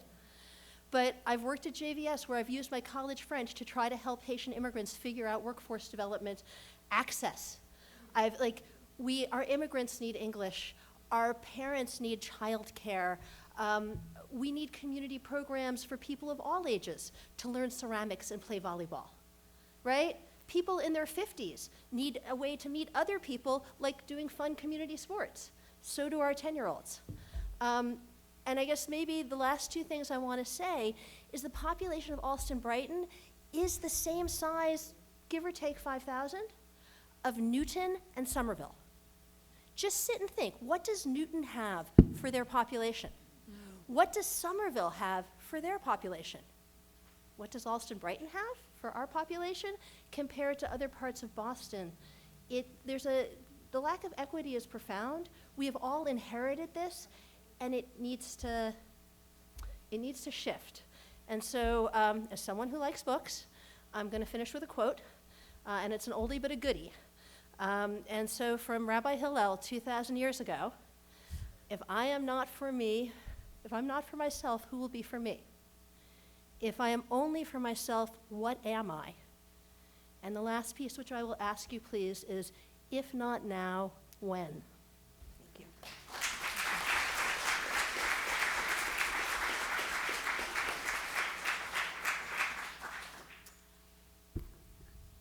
My name's Cheryl Pavlik. Despite my gray hair, I've only lived in Brighton for 8 years. But it's been a good 8 years. I work also with the Allston-Brighton Health Collaborative. That's health of the neighborhood, not your blood pressure. And get to know us. And we do plenty of good work here. And when I began writing this comment about the importance of a community center, I felt like it was a bit ridiculous because I realized you must know the importance of a community center. You're funding them all over the city. Why, I wondered, did people not think that Allston-Brighton needed one? Was there something about our community that made us less deserving than our neighbors? Well, looking at the map of Boston, Allston-Brighton definitely stands out. It's like the stepchild, tethered to the city by the thinnest strip of land that's basically Comm Ave, okay? There we are, tagging along like an afterthought, part of Boston, but not exactly. However, does our geographic isolation justify economic disparities? Like all neighborhoods, we have our challenges. Chief among them is that many Bostonians seem to consider us little more than a temporary home for the thousands of students who reside here. Students who attend the educational institutions that form the backbone of Boston's prestige. We welcome these students and prize the institutions within our borders that provide such vitality to our community. But alongside those who are providing and receiving educations in our midst are the tens of thousands of Allston-Brighton residents living, working, and raising families within our borders, and they are in need of a connection to their community. Our residents are a diverse group. Down the street from my home is a Muslim mosque in the middle of a large Jewish Hasidic community. There are immigrants in Allston-Brighton who speak many of the 140 languages spoken in Boston. Those people living beside the native Bostonians whose roots go back several generations. Wouldn't it be wonderful if there were a place where all of these disparate groups could gather, talk, study, play, and work together, giving them a chance to recognize their common humanity? Our country is beset by division. Providing the funds for meaningful programming in a community center would give Allston-Brighton a chance to begin healing those divisions, at least locally. Getting us together, that's what community is all about. Thank you. Thank you.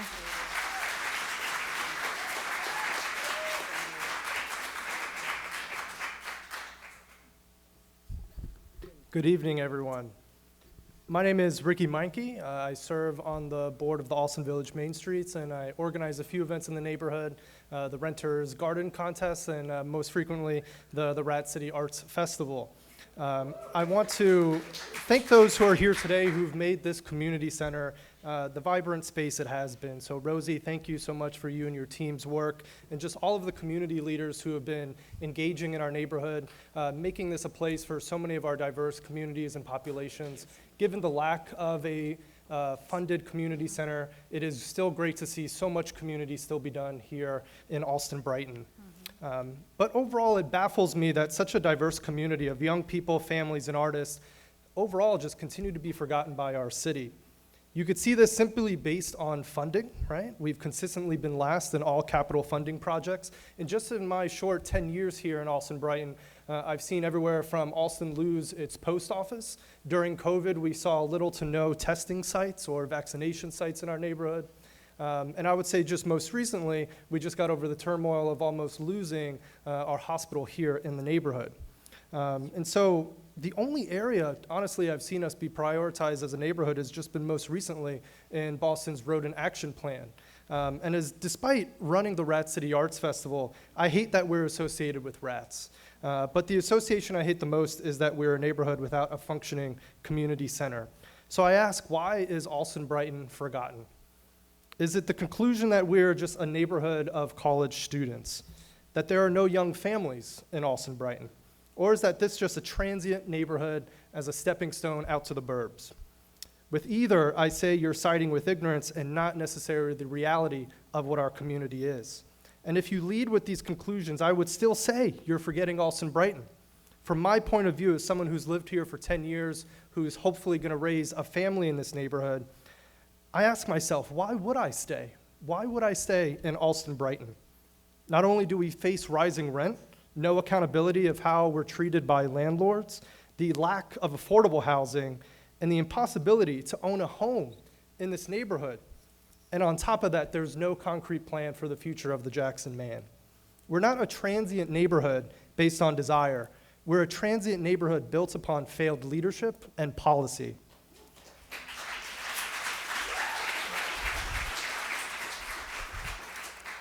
So with this leadership, I see no priority to support the communities of Allston-Brighton, and the issue of the Jackson Man has consistently served as an example of how leadership continues in this tradition of forgetting our neighborhood. Not only have we lost our community center, but we've also lost a place of learning for our deaf community. And we've closed a school that primarily serves students of color, something that I see become a pattern here in our city. So when I look at the leaders before us, I see some of the longest standing city councilors, one of which who represents our district, who's been doing amazing work advocating for the Jackson Man. I see progressive leaders who do not act in ignorance or conspiracy. I see leaders who I'm proud of. But unfortunately, I also see leaders who might have forgotten our neighborhood. So know that no plan will be successful if it doesn't result in a newly built Jackson Man. I believe that funding for future surveys and conversations or forums will just continue to waste and gaslight the neighbors of Allston-Brighton, and will just be another way that you are funding the notion that Allston-Brighton is forgotten in our city. You already have the answers from previous years of conversations, and all you need to do is finally act. So I ask that you do not be city councilors of habit, city councilors of ignorance, but ones that could finally deliver a result of a new Jackson Man. Show us you're capable of breaking the city of Boston's tradition to forget Allston-Brighton, because all of us are waiting, and we've been waiting a long time. Thank you.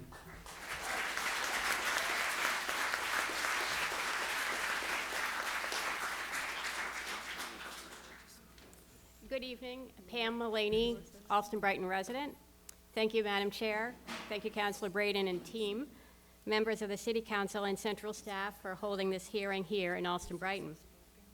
I'm a parent of 2 children, now in their 20s, who attended Jackson Man Elementary School from kindergarten through 6th grade, and whom I enrolled in the after-school program provided by the Jackson Man Community Center.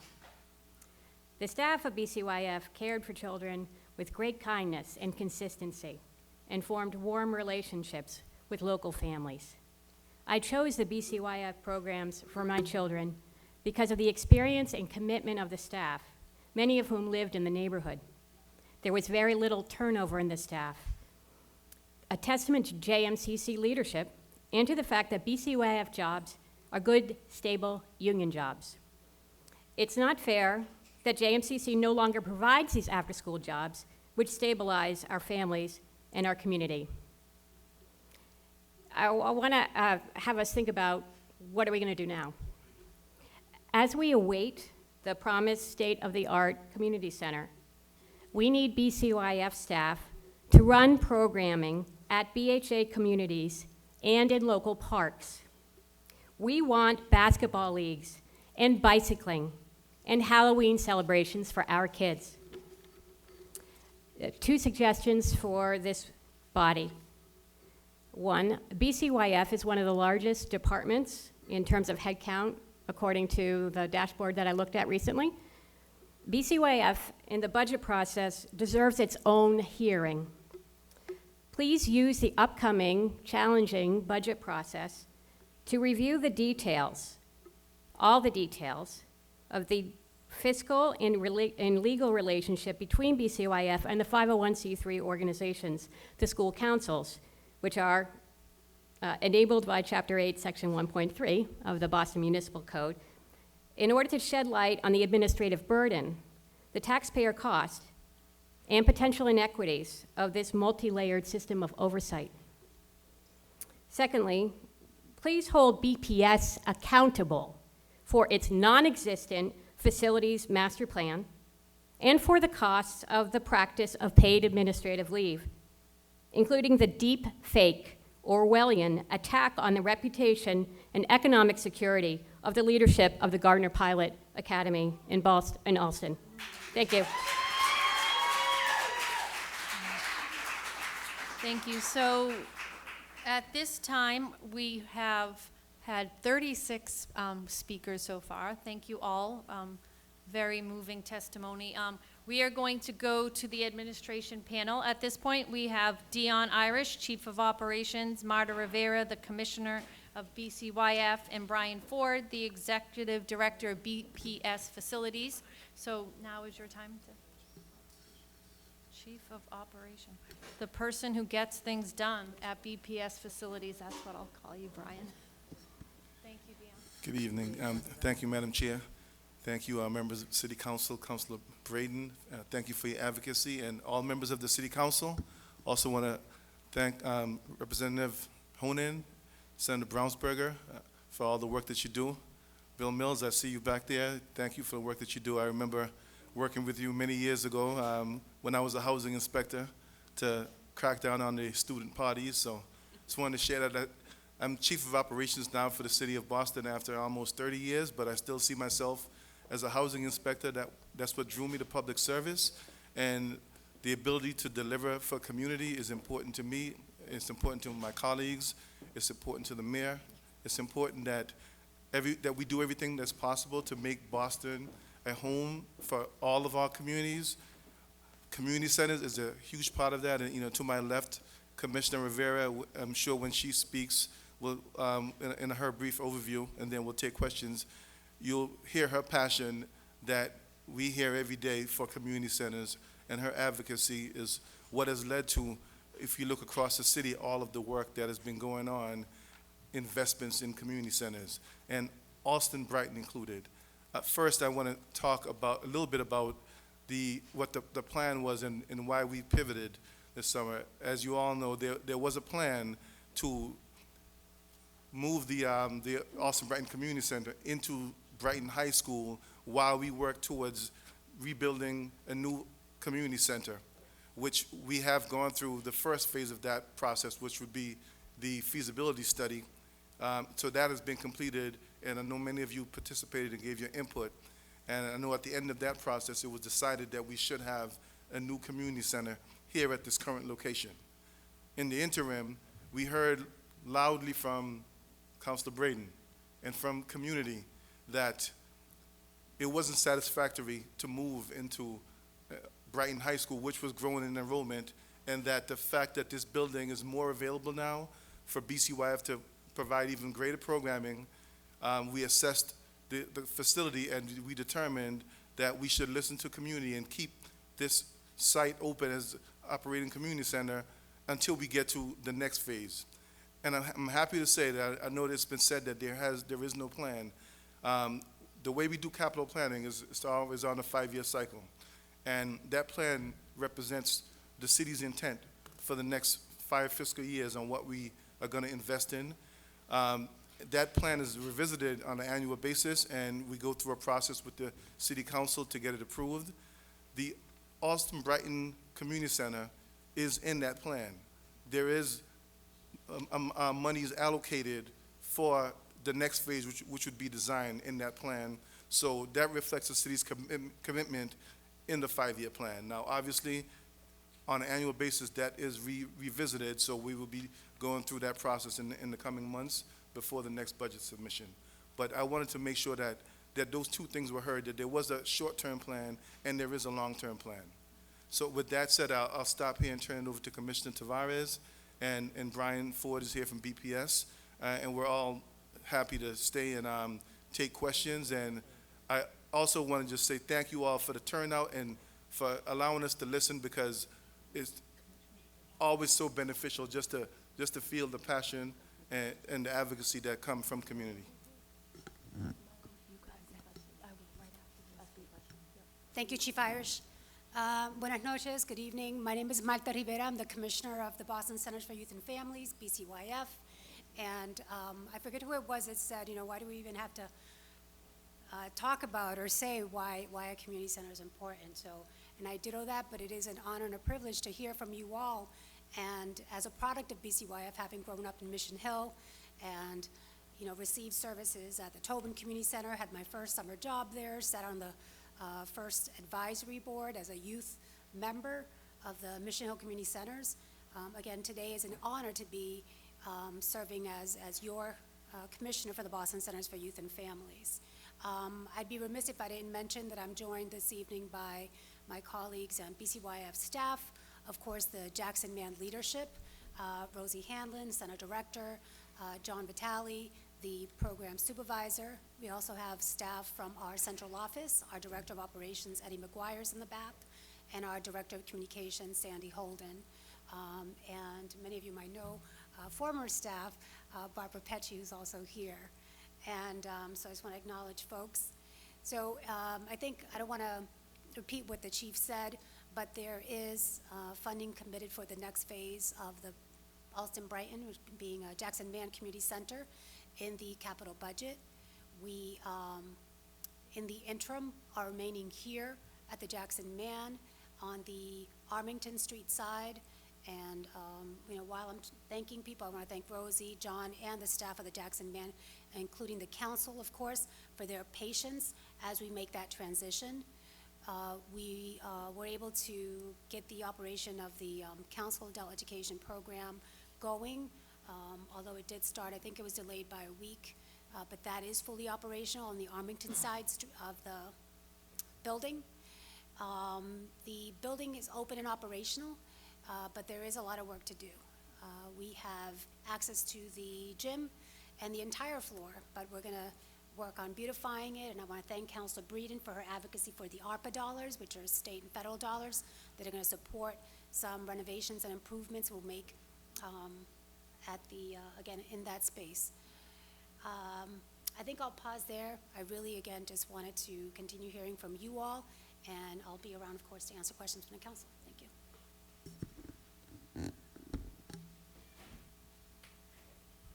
Good evening, everybody. My name is Brian Ford. I'm the Chief Operating Officer for Boston Public Schools. I just want to say thank you to the counselors and thank you to the community. It's a pleasure to be here and be in your community, hearing everything that you have to say about the Jackson Man Community Center and how much it means to you. As a member of BPS, I'm here to continue to bring clarity to the work that we've been doing in partnership with the city, in partnership with Boston BCYF, just to show how much work we have to go and how much more there is to do in order to make sure that we continue to improve our buildings overall. We've done a lot of work to look at how we have not invested as much as we have been and look to see how we can objectively look to make improvements in the future. Thank you. Thank you. At this point now, we will go to questions from my colleagues. I will just briefly start by saying it's been wonderful to hear everyone's stories. I feel like if you were born here or a parent raising children here, everyone has a community center story. I have one. Born in 1970, I remember in this family photos of us at the Murphy Community Center. It was named after my grandfather, Richard J. Murphy, and we were like peeking through the windows of the pool when they were pouring the water into the pool opening, and I was starting in the first kindergarten class at the Murphy School, and it was where I grew up. It was where my aunts and my mom were, you know, teen center coaches, one of the first teen centers in the city of Boston. My grandmother would go to the senior center lunch every day, and I thought it was kind of cute because my grandfather would get on the bus to Fields Corner and go to the different senior center and play chess with his friends, but she would have lunch, and at that time, the senior center during the day, the seniors would go into the pool and swim with the special needs students. And it's just that memory growing up that the community center raised us, right? It saved us. All our friends would meet there after school. And then as a parent, my children went to summer camp there. They did, you know, basketball in the gym. My two youngest children got their lifeguarding certification at the Murphy School and then had wonderful jobs through high school there. So community centers save lives. Community centers are what make neighborhoods strong. It's what brings people together. And when I was young growing up in the 70s, 80s, a lot of us stayed in one school, in one neighborhood. And now I think in some ways, in many ways better, that kids go off. You know, you could have one street with 10 families and they go to 10 different schools, but it always seems like the sports and the after-school activities and the community centers are what then bring you back together and remind you like how strong your community is. So Allston-Brighton deserves what we know here on the council, but I think so many of you eloquently stated and really shared the facts of, you know, some neighborhoods are fighting for more when they already have way more than you have, so we definitely have to address that issue. But I will pass it off in order of arrival to Councilor Braden. Thank you. Thank you. Thank you, Madam Chair, and thank you to the panel. And thank you to everyone for all of your testimony. It is truly impressive to have so many voices here this evening speaking up for our community and what we deserve. I just had a few questions about, you know, the capital. There's different programs. There's a different sort of schedule for how we do capital building in the city, capital development. The Operations Cabinet oversees all the operational activities that intersect with management of central facilities. And then the Public Facilities Department seeks to execute the most efficient and economical construction and alterations to municipal buildings. And the Public Facilities Department is under the charge of the three-member board, which is the Public Facilities Commission appointed by the mayor. And I'm going to be a little dry here for a minute, but I think and then the Capital Construction Program is responsible for renovation, repair, and new construction of city-owned facilities. The program provides professional planning, design, and construction management services for capital-funded projects at 370 city facilities. There's a lot of facilities. And then the Office of Budget Management evaluates city programs and then uses analysis to build, present, and manage the operating budget. The Office of Budget Management creates the capital plan.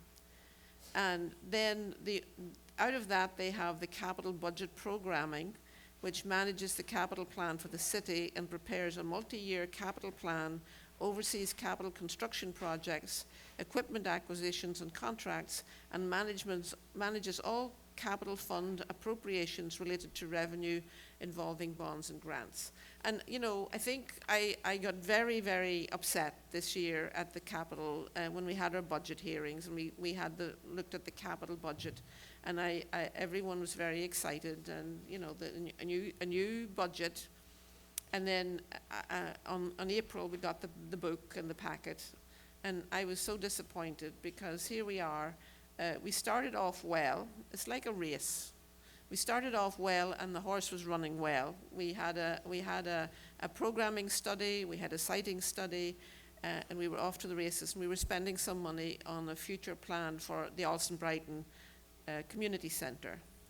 And then in financial year 25, which is this year, we got a duck egg. There was nothing, no further action, nothing was happening, and the designation of the status of this project was to be scheduled. And I know from studying the capital budget and looking at other projects that to be scheduled could be a death knell. You could wait for 10 years, you could wait for 12 years, it might never happen. So it's not very reassuring and very alarming that we have this pause, and it's been 2 years since the programming study, and yet next year we're down to have 4 million for financial year. It's projected financial year 26 to 29, which is not this year but the following year, is 400 million. And you know, in an instance where we are in such a dire need of a new community center, to just stall everything and drop the ball in the middle of the game, which I think is what's happening, and then delay further action until 2026 is financial year 2026, which is actually, financial year 2026 is actually 2027.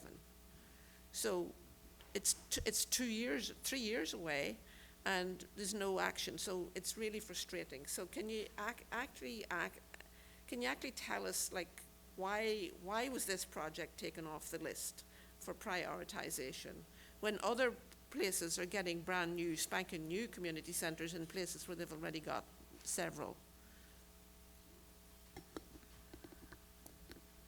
So first I would say I definitely disagree with the phrasing that it's taken off the list, because it is in the plan, and I know that there are projects that have been advocated for in various parts of the city that are not in the plan. So when a project is in the plan, that is a good sign.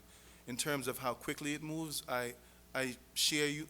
I've been at this is about 2.5, 3 years for me. I've seen things in the plan that have been in the plan for a long time and moves more slowly than they should have.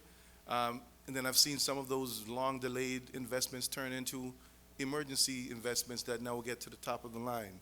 So in terms of overall process, there's room for improvement, and you know, government is continuous, so we're always looking to see how were things done in the past, how can we do it better going forward, how can we better plan to and invest in things that may not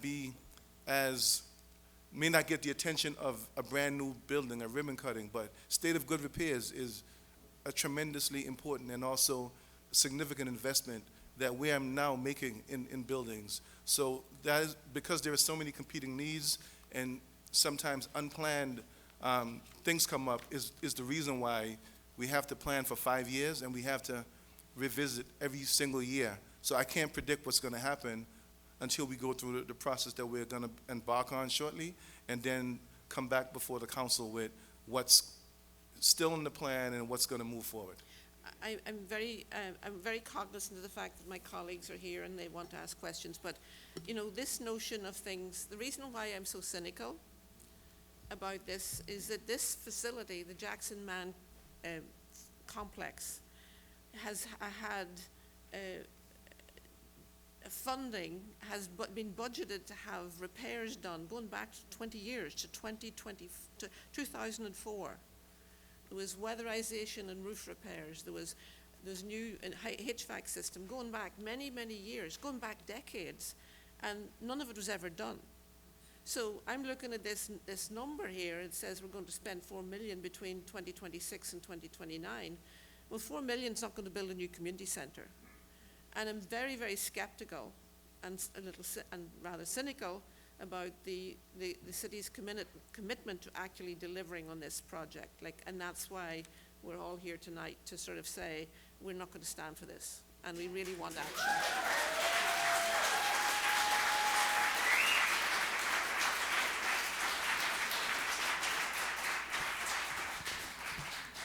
Of course, thank you. Councilor Fernandos Anderson, and then Councilor Santana, Councilor Mejia, and Councilor Flynn, if I remember correctly, order of arrival. But you have the floor, Councilor Fernandos Anderson. Thank you, Madam Chair. I guess I, in a way, sympathize with you, Chief, because I do know, and Commissioner, thank you so much for, Ms. Ford, thank you so much for all being here.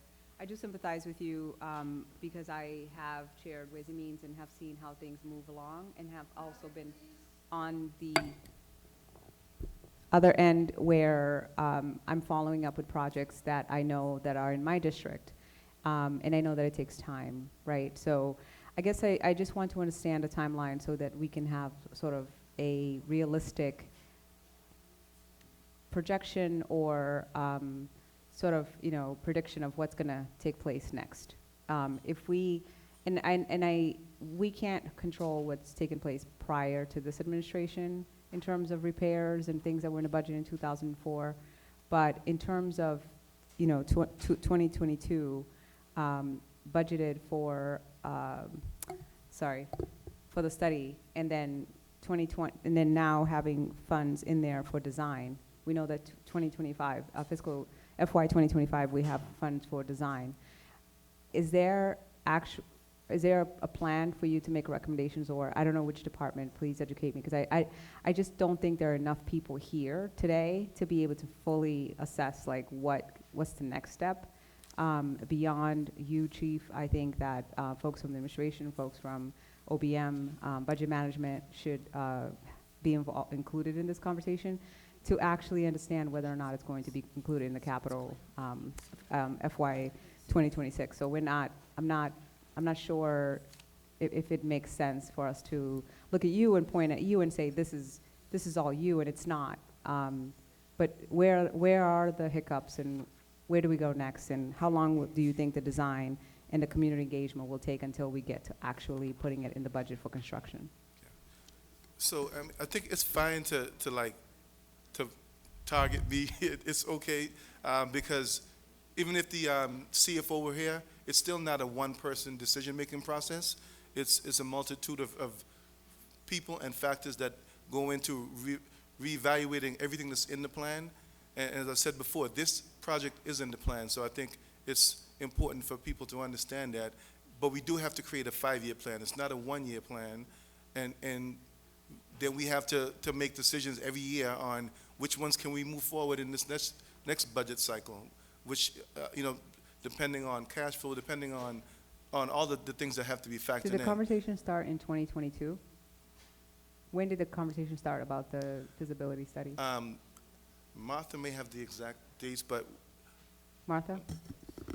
Sorry, Commissioner? Well, the siting and programming study was launched in October 2022 with the first community meeting, but of course the actual planning started before that to advocate to have the funds allocated. So, but we started working with the with UTO, which was the entity that led that process, and it was concluded in April 2023. That was the last community meeting, and shortly after the report was published, I believe in June, July 2023. And now we have money for the design. What's the next step there? So the next step would be, for design, would be community engagement. Because as was mentioned before, whenever we do design, we want community input and all stakeholders to have a say in what actually gets built. When do you project that starting? Say it again? When do you project that starting? That goes back to the question that Councilor Braden asked before, that we have to reevaluate and resubmit a 5-year plan. When do you do that? When do you do that? Yeah. So I just wanted to chime in with a couple of things that are already in place when it comes in relation to the design work that would need to happen for the Jackson Man Community Center. Is when we did a study of all of our buildings in 2022, it gave us a lot of information about our buildings, whether it's the underlying infrastructure that needs repairs, the roof that you were referring to before, the overall structure in the shell, a lot of common work that may have happened from the type of structure this was in the 70s. And it gave us objective numbers on what it cost for us to replace all of these different pieces in the building. It also allowed us to have a lot of space in that building for what modernization means, right? How does modernization fit the community? And that's kind of the basis of where a design study would start, figuring out what levels and what pieces of this building could possibly be improved, renovated, or go through a full design study for a complete reconfiguration. Right, thank you, upon the sorry, needs. it's my time. So the budget is happening right now, right? The process of making recommendations to OBM and administration is happening right now. It starts in November. So are we doing that for the Jackson Man or not? Or are we postponing it to like FY 2027? Is there appetite from the mayor or, I don't know, the different cabinets to make this as a recommendation for FY 26? Beyond design. Yeah, so I'm gonna repeat myself.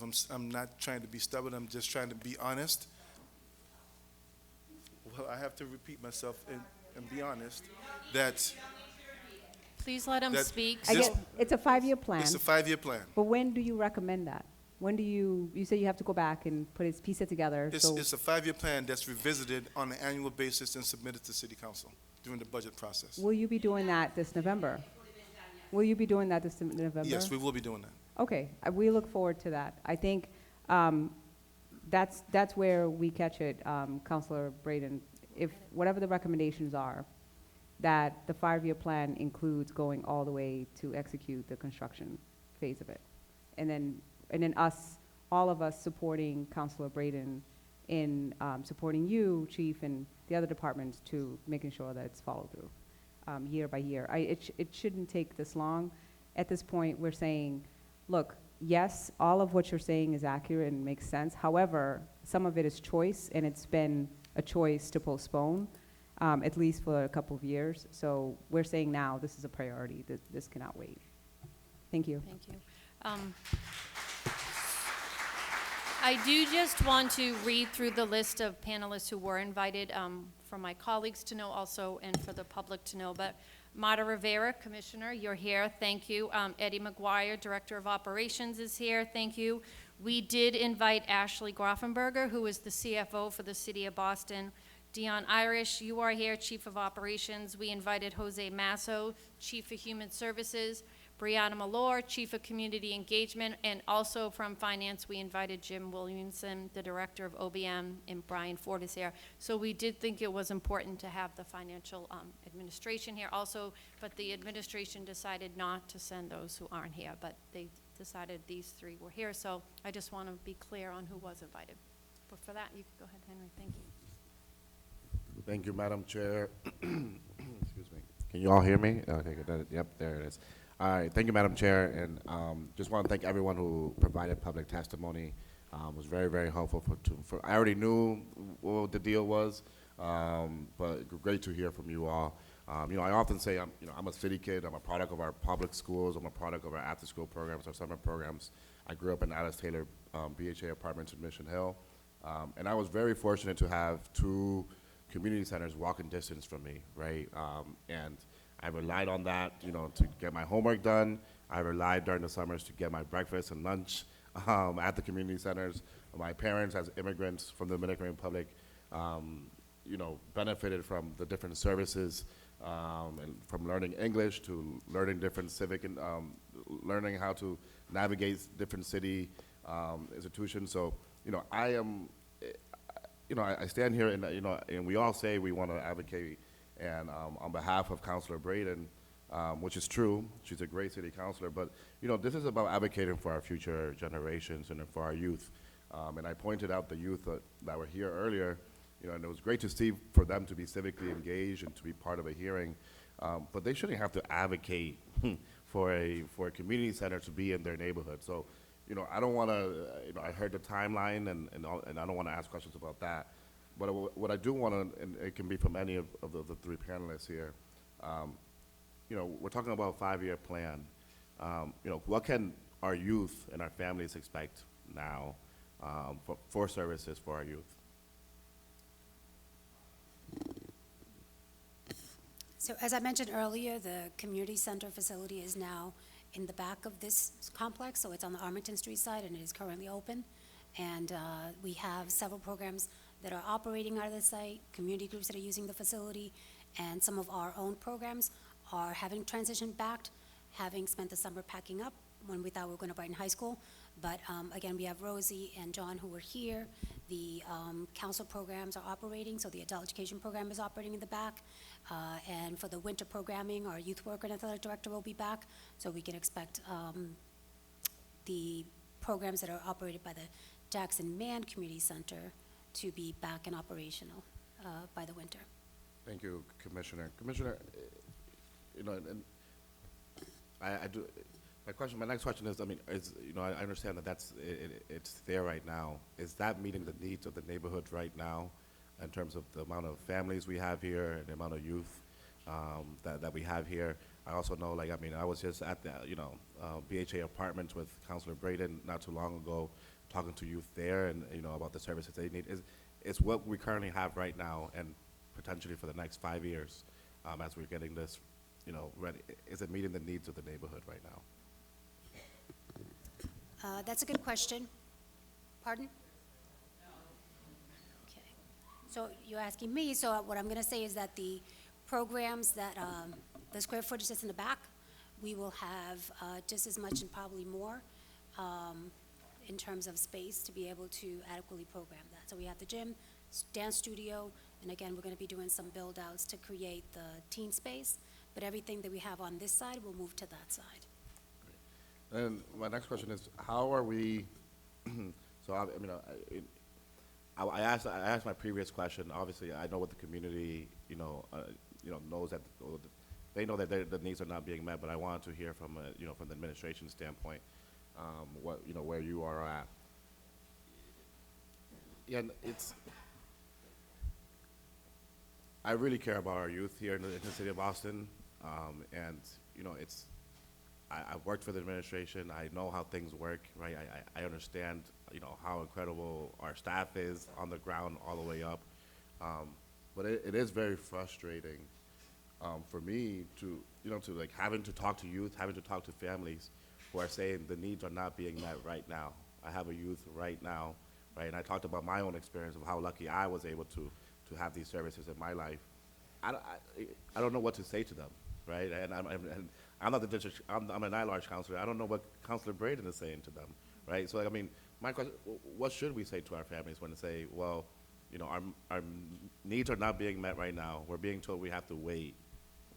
What do we say to them as leaders here?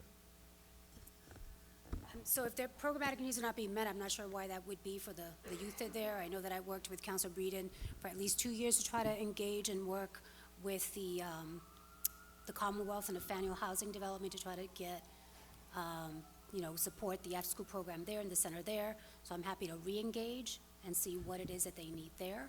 I know that we have reached out to them. The staff here had offered to shuttle them from there to here to make sure that they're using the facility and services here as well.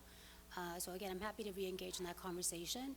We had tried to do a focus group, but didn't get youth to come out. We had, offered pizza and incentives. So whatever, whoever you're meeting with, we're happy to do the same, to try to re-engage them and have a conversation. Because prior to, again, the transition, there were services for youth. They were operating out of this site. And we had youth here, over 30 that were employed for the summer, youth that were using the computer lab, the STEAM lab, a variety of services. So the services were here programmed prior to the summer, because again, over the summer we were, Rosie's team was packing. So my question would be, are they asking for services there or here? How do we engage them? Do we need to transport them? Because our staff is in this building, right? We're not going to be able to, and again, I had a conversation with the counselor, and there had been funding to have someone there, but it just, we weren't getting a response, right? Thank you, So happy to re-engage. No, and my last question, I know my colleagues also have questions. So my last question is, it goes to your point right there. How is the administration, and I guess it can also be a question for Chief as well, engaging with the community during this process? I understand engagement with counselors and the district counselor, and that's one thing, but how are you interacting and engaging with community residents, who are here right now, outside of this type of hearing, in order to, because it seems to me that, right, there are services, and I know there are services, and they're amazing services, right, that people are benefiting from, but there's a disconnect right now, because we're hearing from community members right now in front of us, right, that the needs are not being met. So I'm trying to find where the disconnect is here. So can we even go maybe one line by line? I know we have BPS, BCYF, and then we have Chief here in terms of what are we doing to connect, not in general, but with the Allston-Brighton community in regards to the BCYF Center here. So we could always be doing more, right, in terms of hearing from folks. So I'm not sure if you're talking specifically about the programming piece or the transition or the new center, because we did have during the siting study, programming and siting study, there was a survey to try to get input from the community. And during that entire year and something that there was planning, variety of people came out, of course, probably just as many people are here. And we worked with a community engagement group of residents. and the counselor and other electeds. And despite best efforts, including translating the material in the survey into 5 languages, we only received 400 surveys back, which is not a lot for a community that's this large. So we are happy to reopen that survey, revisit that with respect to, again, hearing from the community what programming they want to see in the Future Center. Happy to relaunch that and do whatever engagement for what they believe, what this community believes they want now. But the fact remains, again, we had services that were available and continue to be available. We haven't gone away. There's a transition, but we're still here.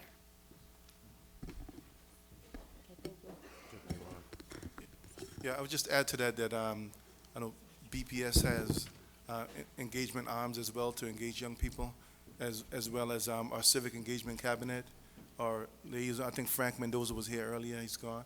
But there are a variety of ways. We also have a youth engagement office that does this all day long, all across the city. So those are some of the ways that we engage young people. Thank you. Did I answer your question? Yeah, no, thank you. Those are one of my questions. I just really want to thank our panelists for being here. I want to give really thank you to the residents who are here, advocating on behalf of your neighborhood, of your neighborhood and your future generations here on a Wednesday night, or Tuesday night, I should say. So, It's almost thank you. Wednesday. Almost Wednesday. Thank you, Madam Chair. Thank you.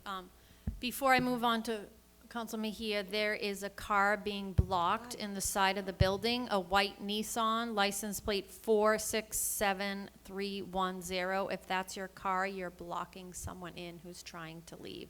It's a white Nissan. And Councilor Mejia. Yes, I have been so patiently waiting here for my turn. You have no idea.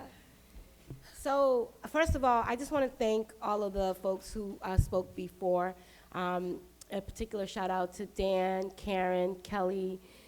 Your stories really help all of these folks, particularly those who did not grow up here, understand the impact and the emotional attachment that we have to our community centers. So I just want to say thank you for bringing so much of yourself into this space, because oftentimes those are the things that sometimes we just need to drive home a little bit more so people can understand that lived experience from a whole different perspective. So I just want to say thank you. And I also want to give a shout out to Jean Powers, who's always one of the biggest advocates for all things that deal with AB. So I'm just really happy to be here in a room full still of people. I just want to acknowledge that, okay? This place is still packed. And I want to go again on the record, in case y'all didn't hear it the first time I said it, that I was one of the only other counselors that stood next to Councilor Breeden and said no to the capital budget because of all of the neglect that this district has been subjected to. So for the record, just so you know, like for me, I'm Miss Independent, okay? I'm here for the people. And I'm gonna give you some other numbers to think through. As a BPS graduate, as a BPS mom today, I agree, Dan, our Boston Public Schools, we need to hold them more accountable when we're continuing to have these conversations, because there is a correlation between our community centers and our Boston Public Schools, and we need to do a better job at making those relationships really be more meaningful and impact, you know? So now I'm gonna give you some data and some numbers, right? Because you know, people who wanna think they're smart like to do that. But my numbers are gonna be a little bit different than most of these know-it-alls, right? So for me, I went to Charlestown in 2022. June of 2022, another forgotten borough, another forgotten neighborhood, because similar to Allston and Brighton, Charlestown also feels neglected because they often see themselves as the stepchild of the Boston Council because a lot of their issues don't bubble up to the top. In June of 2022, there was a meeting about Clarity Pool. It was in the news. All of the residents were really upset because the city had shut down their pool, right? So there had been meetings after meetings, blah, blah, blah, blah. I went to Charlestown, attended one of those meetings. By the time I got done with those meetings, I said to them, I'm the chair of Government Accountability and Transparency. I'm gonna host a hearing, bring the administration to a hearing so that we can unpack the numbers. We can unpack the timeline. Based on that work, on October the 12th, 2022, we held a public hearing in Charlestown when we had our council colleagues then show up, the administration, and we made some commitments. Because what we're hearing here, and this is why I'm up to the point of understanding that I can understand your frustration, and I also understand all of the, Councilor Breeden was a genius when she gave you the master plan of first is this, and then that one, and this one, and that one. No wonder nothing happens in the city of Boston, because there's so many hoops you have to jump through just to even get an answer, right? So, fast forward to, we had a public hearing, and then there was some commitments that were made, and $30 million later, Charlestown, in July of 2024, opened up their pool, after years of saying that it couldn't happen. But what it took was a group of organized residents that said, enough is enough, show me the money, put your mouth where your money is, or whatever it is they say in English, and tell me what you're going to do and when you're going to do it by. That's what we need to do in this hearing. That's what we did in Charlestown, and Charlestown was able to get their pool opened after a few years of saying it wasn't going to happen because they couldn't make it happen. When there is a will, there is a way. And this is your opportunity as residents, as taxpayers, right?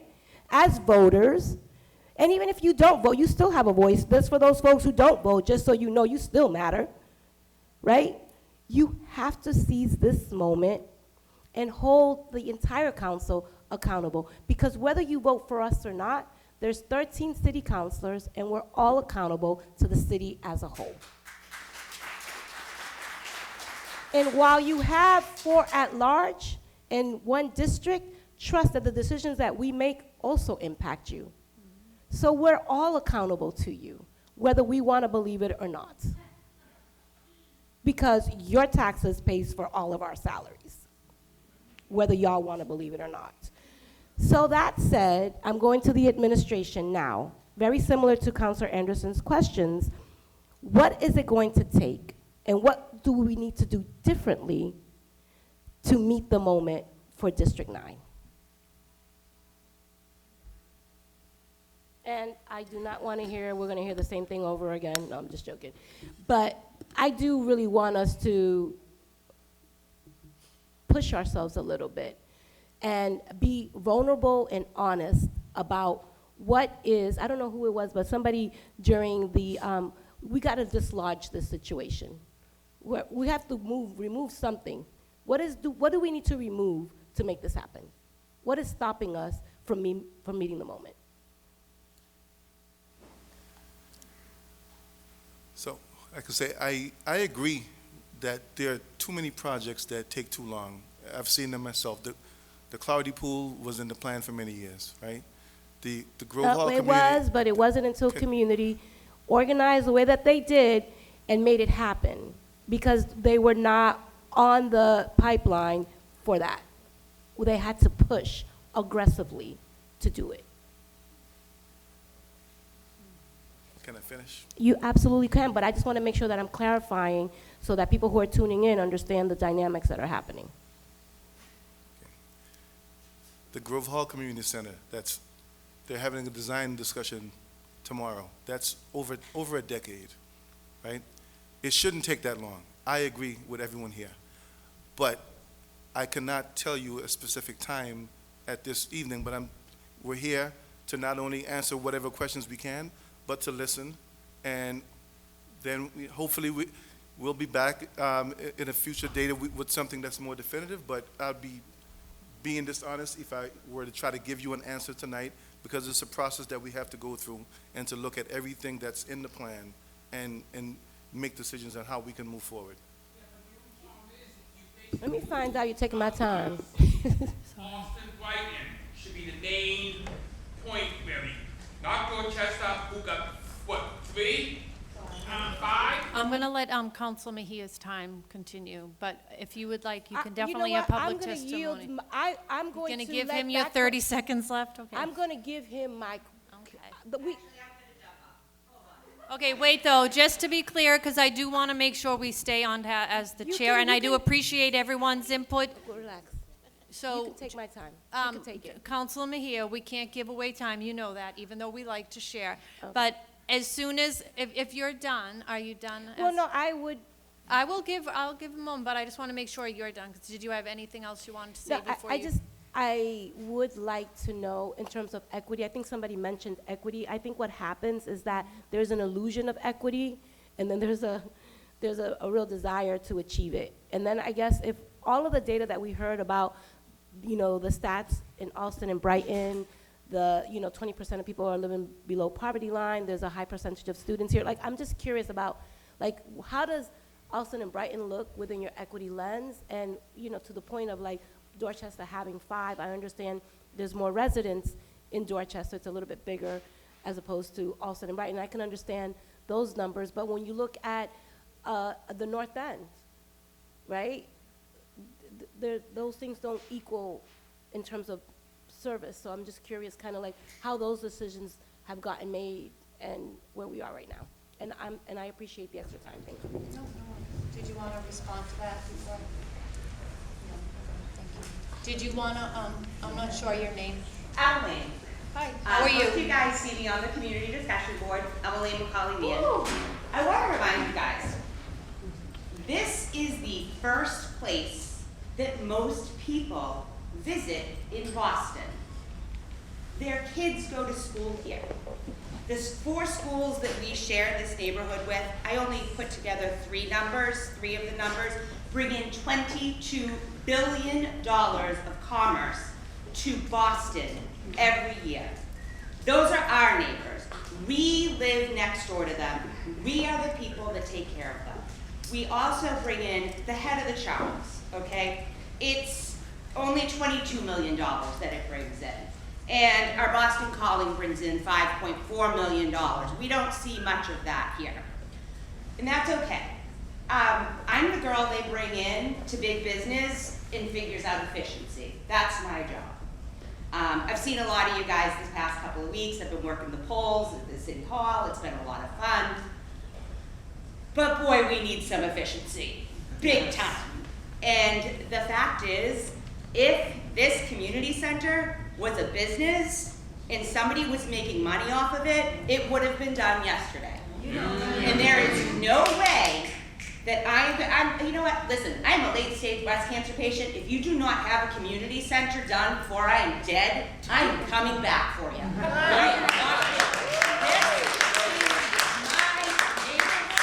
I love this. I am a 27-year resident. I'm married into a 4th generation Brighton Oak Square family. I raised my kids here. My kids went to school here. I've gone toe-to-toe with Boston Public and won, by the way, because I don't put up with anything. I also stand up for lots of kids. I am a foster mother. I have taken kids all out of Roxbury, whatever. They live at my house. The kids that are tough, the really angry kids, the LGBTQ community, they come to my house for meetings. We're gonna do it here, and we're expecting you to support us. And if you don't expect to be in office again. And I mean it. My first date with my husband was at Jerry McDermott's fundraiser. I lived next door to Mayor Flynn's driver my whole life of here. Bernie. Seriously, this is our life. We are not talking about whatever. I can tell you numbers. I can tell you how much it's going to cost to do what. But guys, get the politics out of the way. Yeah. Seriously. Until the angry kid from Roxbury. I know, I thought you lost Tanya there. I agreed. Thank you. I will go on now to Councilor Flynn. Councilor Flynn.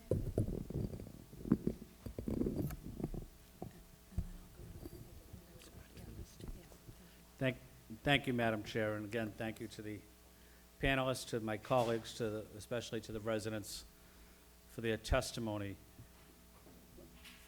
What I wanted to ask, and I know the city financial team is not here, but I guess my question would be, we have the best college university in the world right across the way here, Harvard, that owns more land in Boston than they do in Cambridge.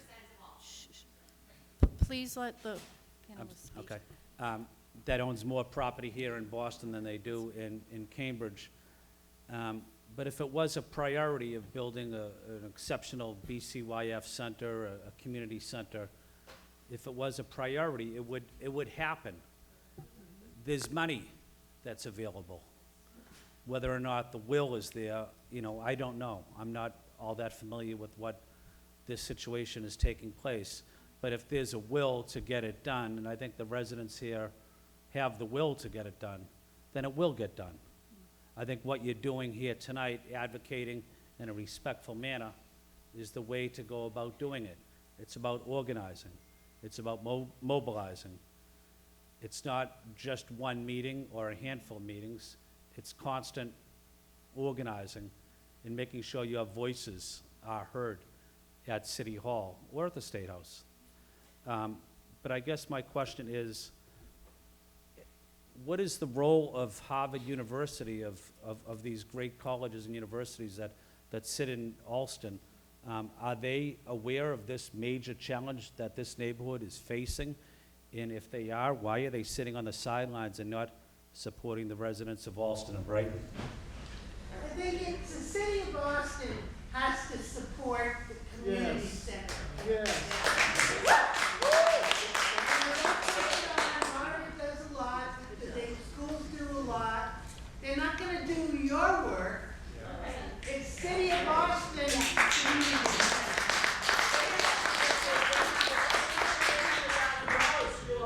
You guys have been sitting on the capital budget for like almost 10 years. They're given $800,000, we still can't get it renovated. So Harvard is doing a lot. It's not their fault that we don't have community center. Bullshit. Well, I guess my point is with a lot of development taking place, there are benefits to the community. And is there an opportunity for all the development that is taking place in Allston, in Brighton, in this neighborhood? Is there an opportunity to ensure that money, and taxpayer money as well, that taxpayer money is supportive of this project? Is that how all the other community centers got built and they got it from developers? That's ridiculous. That's ridiculous. Well, a lot of Okay.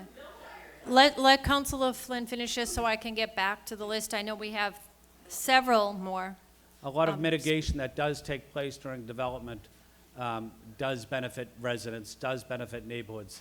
My point was, is there an opportunity, if the city is not willing to fund this, and I hope they do fund it. I'm going to support Councilor Braden. I have supported Councilor Braden. But is there an opportunity for us to work together with others that want to partner with us, is my question. I don't know if the city is able to answer that question. Thank you, Madam Chair. Dion, what are your thoughts, Dion? Well, I would say again that the city is committed to this project, and that's why it's in the plan. But in terms of leveraging development, public-private partnerships, I think we look at all of it. We're currently experimenting with some affordable housing with libraries. But for this particular project, I think this is a project that is in our plan, and the intention is to fund this. When will that be, Dion? Well, Sure, I know, he's gonna finish. I don't know how to answer that without saying that it's a 5-year plan, and it's impossible to say that everything is going to happen at the same time in the 5-year plan. Okay, please.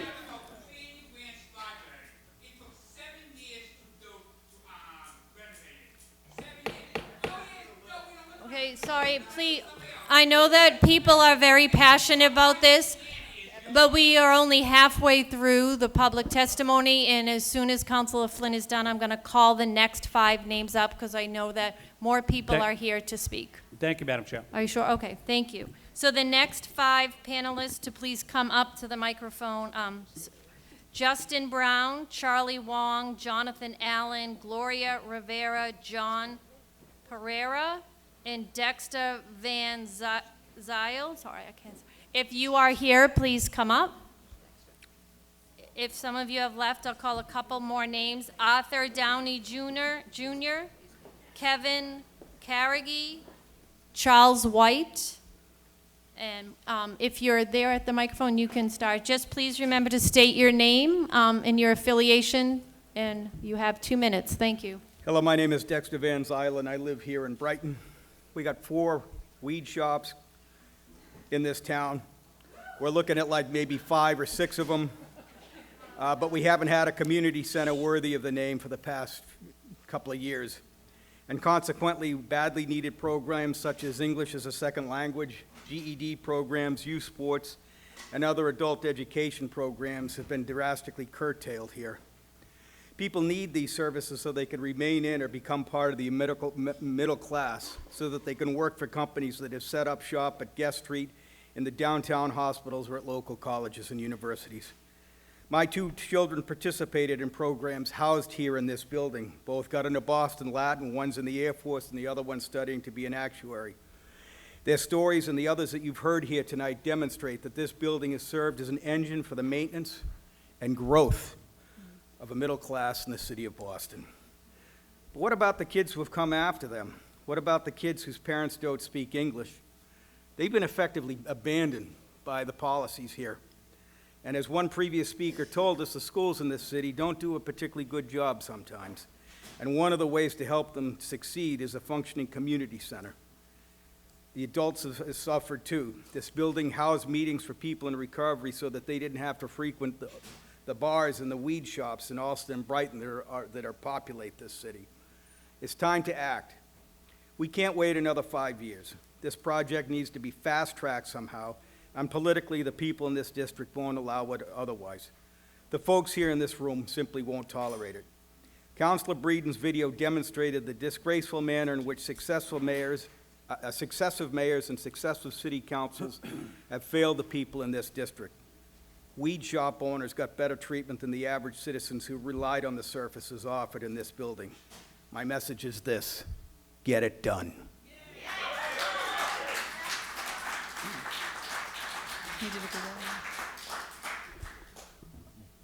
My name is Kevin Carrigy. I'm a Brighton resident. I'm co-president of the Hobart Park Neighborhood Association. I have a prepared testimony, but given the exchanges that have gone on for some time, I'll depart from them. You know, there's 2 central facts I think we've got to, everyone knows we need a new community center. Second, this building needs to be demolished. It's been inadequate for decades of deferred maintenance. So a projection that you've got to continue providing services in a building that the city's own study said needed to be demolished. That's inadequacy. That's not the way to go. We need to demolish this building. A city study said we needed to do it. Secondly, another siting study said we need to locate a new community center here. That's a city study as well.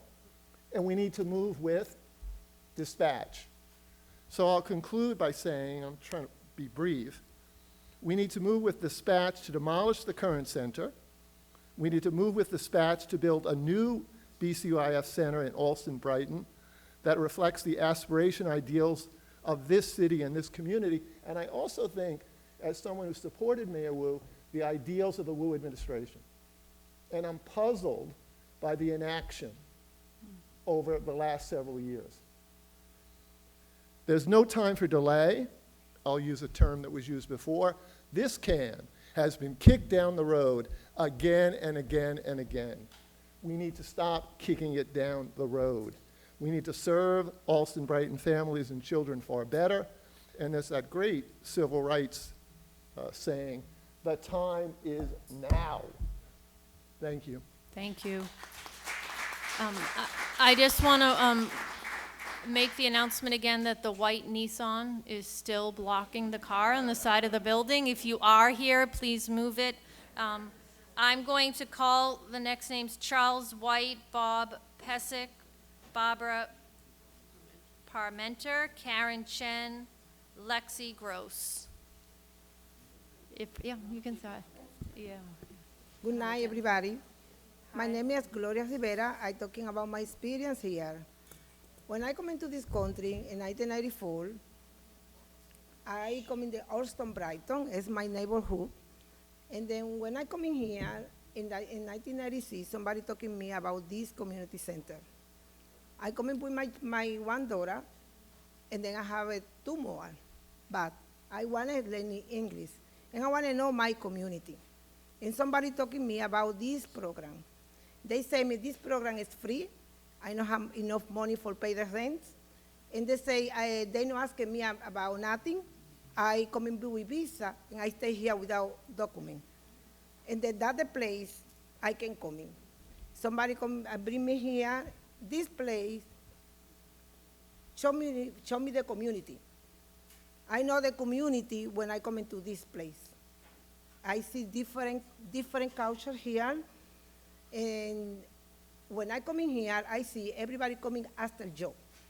I know how to put a beautiful clothes, somebody coming with the painting, with the mechanic, everybody coming and learning English like a second language. I'm hairdresser, and my dream it was go to school. But I need English because in 90, nobody speaks Spanish here. Now everybody speaks Spanish. Before nobody speak Spanish here. Everybody speak English. And then I try very hard. Somebody said to me, you have to learn English because you not learn English, you not understand your children when they grow. And my children is the most important thing I have in my life. One day I go to the childcare, to the hospital, and I went to 10 in the morning, and I stayed to 7 on the night. And I asked, why you stay? I stayed too long, and everybody left. And the lady said to me, because you don't speak English, and you have to wait for somebody to speak Spanish. And only have 2 people translating. That day, I said, no, I need learning English because I can't waste my time in the hospital for the whole day. And then this place, when I come into this place, they give me the book. When you go to the another school, you have to buy the book. I don't have money for the book. The book says free. And when I come into here, they show me how to write, fill the letter. They bring me to the post office. They bring me to the library. They bring me to the bank and open account. They show me what I need for coming in this culture. They show me how to be, like it's Halloween. They show me Columbus Day. I know Colón is Colón in my country. When I celebrated Columbus Day, I think it's something different. And they show me Columbus Day and Colón is the same person. And then I start learning together with my children how this culture works. And then I know that every community is on here. I have a friend since 1996, I make it here. And then after I learn English here because they have the very English school organization in Boston. That's the only place you come in for curriculum. I try many English classes. And this place, more than 20 years, have the same organization.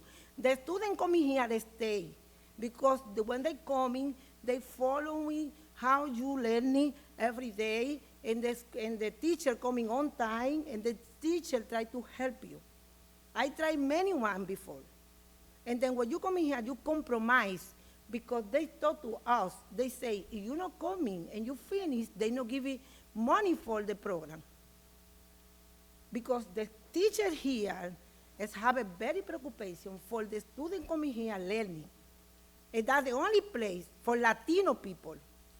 They give you the opportunity to understand, to have a second language for free, no asking about nothing in the paper, no asking about nothing to income, because many places here, there's too many papers, asking for many things, and when you come into this country without paper, you're scared. And when you come here, you feel safe.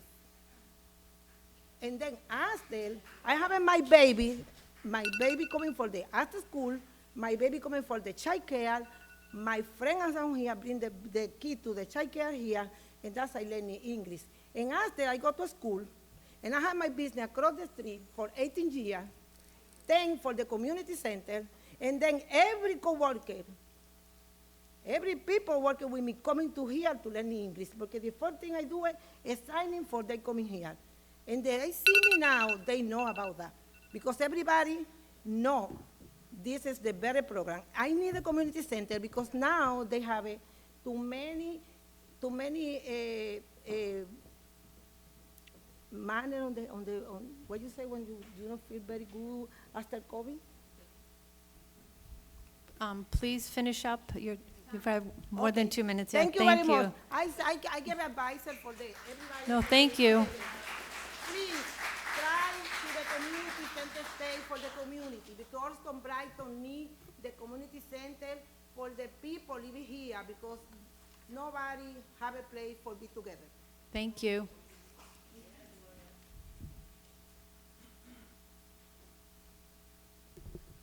Good evening, everyone. My name is Karen Chen. I'm the Executive Director with the Chinese Progressive Association. Our office is based in Chinatown, but we serve Chinese Americans in the greater Boston area. And of course, we have members in Allston-Brighton. And actually, I grew up in Allston-Brighton on Kelly Court off of Western Ave. And then I went to BU. And then I lived on Glenville Ave for a period of time. I, too, have a lot of fond memories of Jackson Man. It was not a date, but he was playing volleyball and voting here. And, you know, many people already spoke to, you know, the important role of community school, you know, for educational, recreational, and social needs. And the programs in this building continue to provide essential services, even though it has been underfunded. And we know that, you know, with the pandemic, we're still recovering from it. And community program is more important than ever. And I know that, you know, the city of Boston is, you know, right, like, you know, process for things. And I think that the residents of Allston-Brighton spoke loud and clear. We want a state-of-the-art community center now. And we hope that the city council and the administration and the city make this a priority and would really fully fund the programs and with specific schedules and fundings to advance the program, because we know that, like people have said before, there should be no more delays. Thank you. Thank you.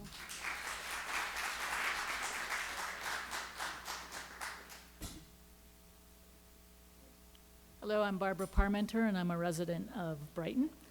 Thank you, councilors and panelists for coming here, and thank you, Councilor Braden. And a million thanks to all the amazing speakers here before. That you've been so eloquent. I've learned so much, and ditto to all they've said. As a senior without kids, I still know we need people of all ages, backgrounds, skills, and dreams to have a resilient, vibrant neighborhood. We need our children, our students, our young people, our businesses, our immigrants, and all our residents, old and new, and all the future residents who are going to come here with all our building. You may not have been here before, but this location is the heart of Allston-Brighton. It's where Allston and Brighton come together. Mm-hmm. It's where all of us can get to easily.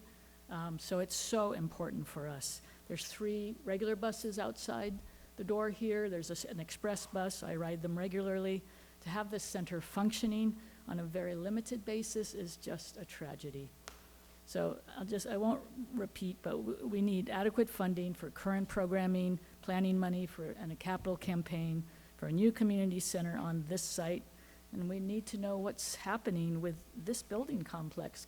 Can somebody answer that question? I mean, what's happening with this place? Did you want to answer? The timeline and. Did you hear what she said? Yeah. If you're done, he will. Okay. Yeah. And then he'll answer that. Great, thank okay, you. Thank you, Barbara.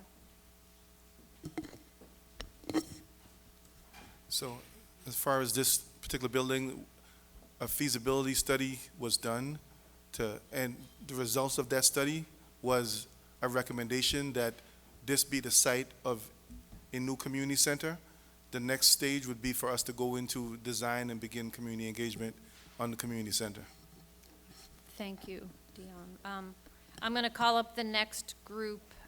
That would be Jahen Sinclair, Wai-Lon Kwan, Tar Hassan, Ani Mazzola, Nancy O'Hara, and if Tim McHale is here, okay. And Jean Powers, and if D.B. Rife is still here, we can line up and, thank you. Can everybody hear me? Yes. Wonderful. My name is Jahan Sinclair, and I currently live near Cleveland Circle. I moved to Boston for graduate school, and I've lived in Allston-Brighton for the past 10 years. As many here might have experienced, it's difficult to make friends and find community once you're out of school.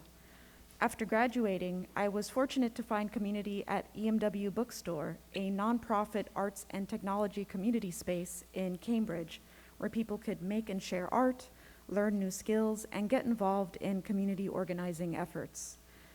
After the 2016 election, people felt scared.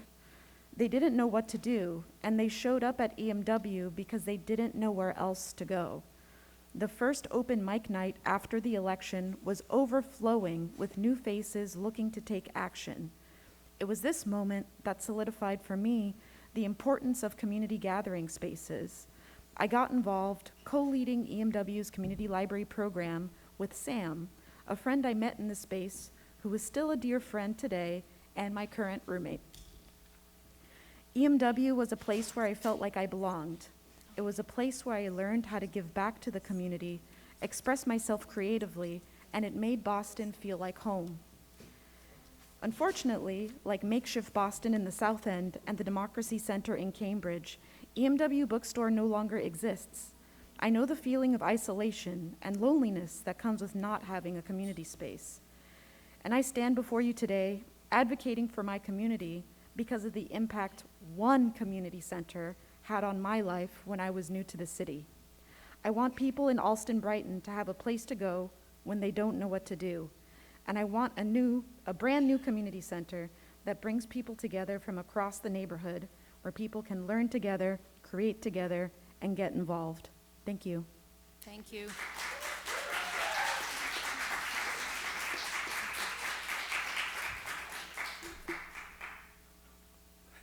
Good evening, community members. My name is Wai-Lam Kwan, but most know me as Jessie Kwan. I'm also a neighbor of Gloria's and a teammate of Karen Chen, who recently spoke. My family and I have lived in Brighton since 1989. We planted our feet here after immigrating from Hong Kong, and I grew up in Fidelis Way. I'm a proud product of Boston Public Schools, first at Harvard-Kent, because all the bilingual programs here were full, then Taft, and then I went on to Boston Latin School. My son is also a sixth grader at the Curly, and I currently work as a director of operations at Boston Latin School, and I coach one of the most competitive girls volleyball programs in the city. You'll hear me talk a lot about volleyball because that has changed the trajectory of my life. I formed lifelong friendships and competed throughout North America to play a game I love. But as I've spoken, believe it or not, Karen Chen, who's almost a foot shorter than me, was my teammate. I was just a city kid figuring out my life, and I found my way. I remember coming here as a teenager to open gym and was thwarted by playing on a men's net. But coming to those open gyms and my needing to jump higher, hit harder, made me better. Those extra touches solidified and paved my way to college and allowed me to compete all 4 years in the NCAAs. It was a lifeline I didn't know I needed. Believe it or not, I still play volleyball at Jackson Man on Mondays alongside with some of my students and our future talent. We so need this in Allston-Brighton. As we have heard from the executive director at West End House, they're busting at the seams. We don't have enough space or resources to create the talent that we have in the city. I love coming to Jackson Man and seeing high school basketball games and other athletic events. But guess what? Our athletic talent flocks to suburbia. Why? Simply due to inaccess, not for the lack of abilities, but for a lack of facilities. Echoing what we've heard throughout the night, not having Jackson Man as a community center is disastrous. I'm surrounded by the brilliant young minds of our city on a daily basis. I'm asking for your unwavering support and commitment for this community. Fully funded, fully functional. Allston-Brighton deserves a slice of the pie. curb the inefficiencies and inadequacies. We are at an emergency state now. Thank you. Thank you.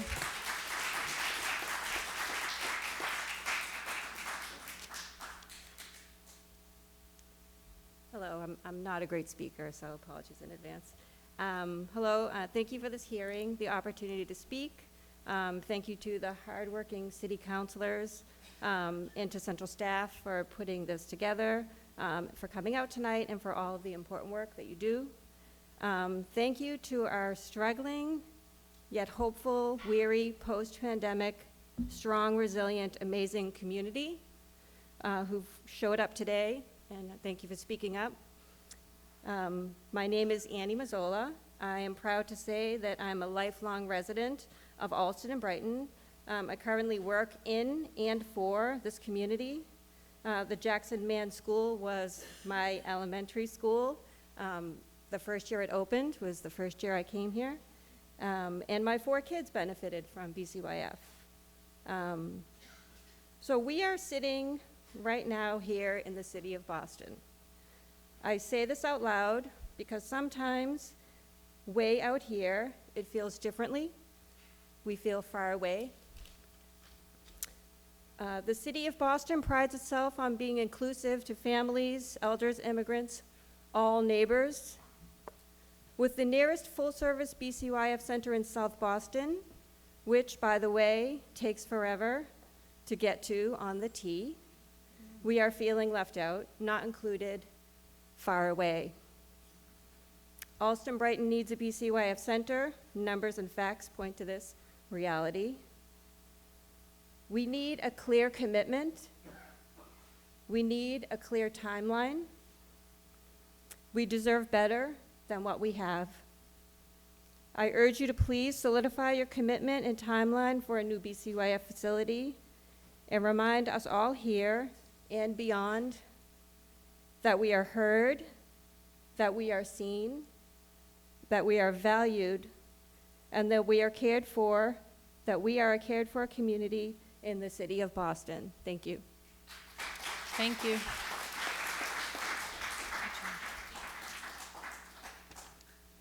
Thank you, panel. My name is Michael O'Hara. My wife Nancy and I moved to Brighton 48 years ago.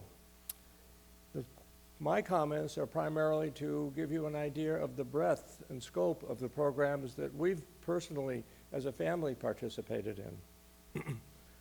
Our children learned gymnastics here. We used the gym for volleyball since 1981. The 57 Readers, our local writing and performance group, that Councilor Braden is part of, held us practice sessions here since 2005. We have attended the Emerson College play reading and even performances here on this very stage. We learned computer and PowerPoint skills here. So there's a nice wide variety featuring activities for all ages and all talents. Brighton also needs a full-service community center with dedicated programs and facilities for all ages. Other sections of Boston have just one, other sections of Boston have not just one, but multiple community centers. But we're in the situation where we have to basically outplace activities, or we will when things get so dire that there's no activity here at the Jackson Man. We'll have to rely on the West End House, the YMCA, even the Harvard Ed Portal to get our kids especially into activities that will help them develop. So we're beseeching the city to provide, as everyone else here tonight has, to provide a clear commitment and a timeline to provide Allston-Brighton with an all-encompassing community center for all people and all ages. Thank you. Thank you. Oh, one last comment. Thank you, Rosie.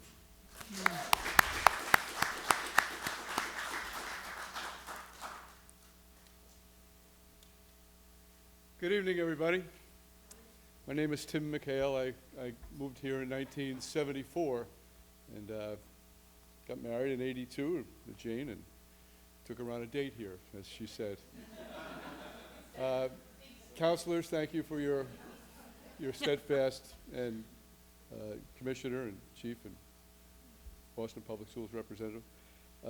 Said a lot here tonight. I came in here kind of open-minded, really didn't know, and I got very hopeful after the first 36 speakers. And Liz, you have immeasurable amounts of hope, and I have felt that, and I feel hopeful tonight. I'm a positive intention guy. I believe in positive energy and affirmations, and so where can you go? Where can you go to get language, education, jobs, sports, emotional support, socialization, finance help, ideas, rites of passage, music, food, arts. Learn about our universe, learn about our city. What can you learn about compassion and values? Exercise, and giving youth mentorship, hope, and courage. Sounds like home to me. Well, I think for a lot of us, we got it from a community center. So I got a whiff of really what you guys are going through at the commissioner level, that you have a $400,000 budget, a $400 million budget, that you spread over 5 years, and you've got a bunch of projects, and you try to play chess with them, and you try to put the puzzle together, and you report to the council, and you make a recommendation. I got it, I think. And it seems to me, as a construction management consultant who worked in development all of his life, getting the money is hard. Building it is academic. And if you could give us a time frame, like 9 months, that you would come back with 3 designs to show the community, that would give us a lot of hope. Maybe it's 12 months, but 9 to 12 months. And you look at your 5-year schedule and you say, this is what we can do. And you go get prices for it, and it's going to cost you $50 million. We get the $50 million. And maybe it's a public partnership kind of thing. You know, you just allocated $50 million to Franklin Park, White Stadium. $50 million, you know, for a stadium that's going to be used maybe 22% of the time. $50 million to a community center would be used 24/7, 365 here. So I'm asking you to balance that need and get creative. Thanks very much. Thank you.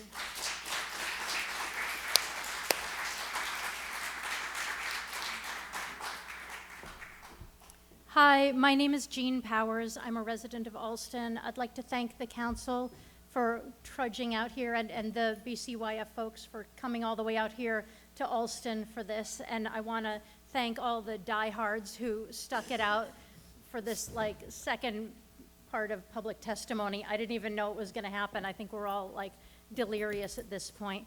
In 2016, I suddenly found myself a single mom and unexpectedly broke and really frightened of what life was going to look like for me and my 2 kids, who at the time were 2 and 5. And my biggest fear was how to pay for daycare for my 2-year-old. And my friend Rosie said, do you know, there's an amazing high-quality daycare, fully licensed professionals right in your neighborhood, and there's availability. And that was the Jackson Man Community Preschool. My son was able to stay there right up until he went to kindergarten, and it was an amazing experience. My daughter was able to do the summer camp and out-of-school programs and the enrichment programs. Later, she did a teen job training program. The community center has been a lifeline for us and has filled in the gaps of the things that I couldn't pay for, the things that I couldn't provide for them. And that's what the community center should be for the community. It should be the great equalizer, a place that brings us together and that elevates us all together. And I hope that you'll hear that and decide to prioritize this, because there's already going to be a whole generation of kids who misses out on that, and of single moms who miss out on that experience that I benefited from.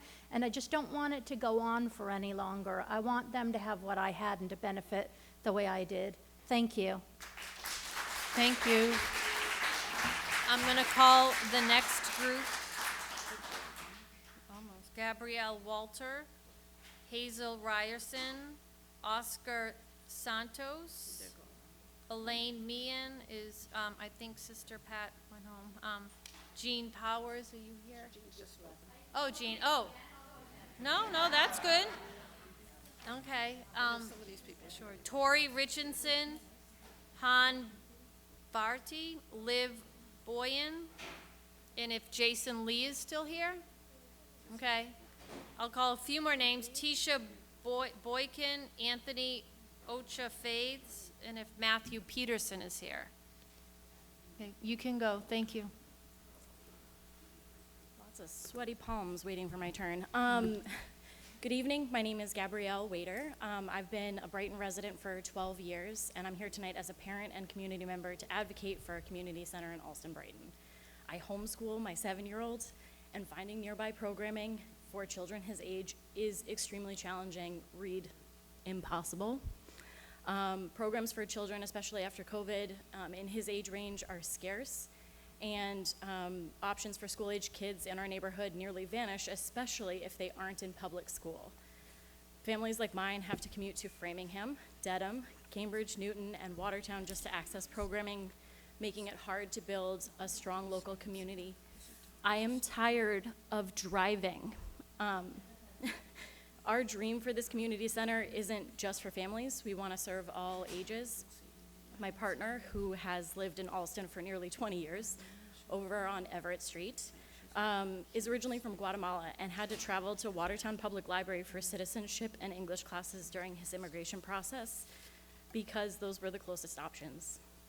A community center in Allston-Brighton could offer these essential services locally, supporting adults and recent immigrants, including my brother-in-law, in their journey towards citizenship and English proficiency. That word is so hard. A community center would be a vital resource, providing a space where we can learn, connect, and grow together. Allston-Brighton families and community members deserve this foothold, and I urge you to support this immediately.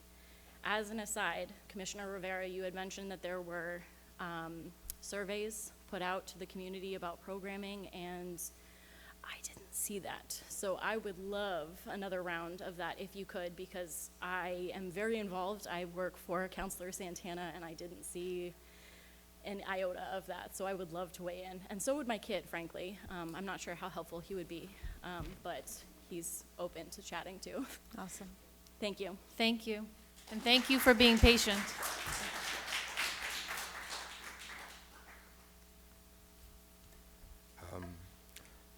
Hello, councilors, staff, and supporters of the Jackson-Man Community Center. I thank Councilor Braden for sponsoring this hearing, Councilor Murphy for chairing, and all others for attending. My name is Jason Lee, currently a low-income tenant organizer with the Mass Alliance of HUD Tenants. Before coming to work for MAT, however, I was on staff here at the Jackson-Man working for the Adult Education Program under Caroline Pontopadon and Rosie Hanlon. Hi, boss. At the time, the program served around 130 students concurrently and around 250 students annually across its English for speakers of other languages and HiSET and GED prep programs. The vast majority were Allston-Brighton residents, but some traveled 3 nights a week from Watertown, Newton, and even Weymouth to take advantage of the resources available at Jackson-Man. For many, the center was the first point of contact and source of perspective with respect to the possibilities offered by the City of Boston. In addition to wraparound services such as SNAP, Mass Health, or RAFT, the center connected students with the educational, training, and employment opportunities available through institutions such as JVS, the Harvard Ed Portal, and Bunker Hill and Roxbury community colleges. The center also served to connect students to their peers, families with the same ambitions, constraints, and hopes that they had experienced on a daily basis. Of course, these connections were only possible due to the efforts of the center's dedicated teaching staff who helped students develop the language skills necessary to navigate, apply, and attend these opportunities. I say this for two reasons. First, to explain that the community center must also be understood as a matter of right or access to the city for some of Boston's most vulnerable residents, and to therefore suggest that the restoration of the building and its services be afforded the same gravity and conviction that that entails. The quiet part that is often overlooked is that the community center is one of the few lifelines that exist for the city's large undocumented population. It's the narrow slice of the city that not only doesn't ask for your credit card information, but also doesn't ask for your social security number or any other things that you bar this largely vulnerable and underserved population from the resources that it needs.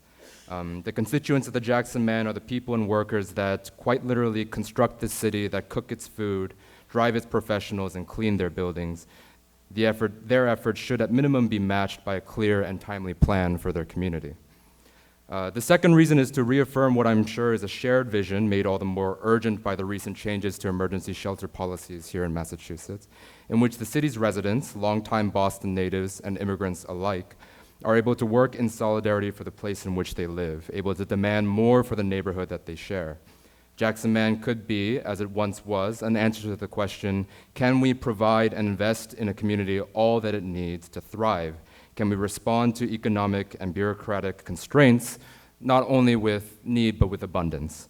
And I want to suggest, given that the gathering of officials here, that the political will is there, in which case perhaps the only question is which resources do we draw from?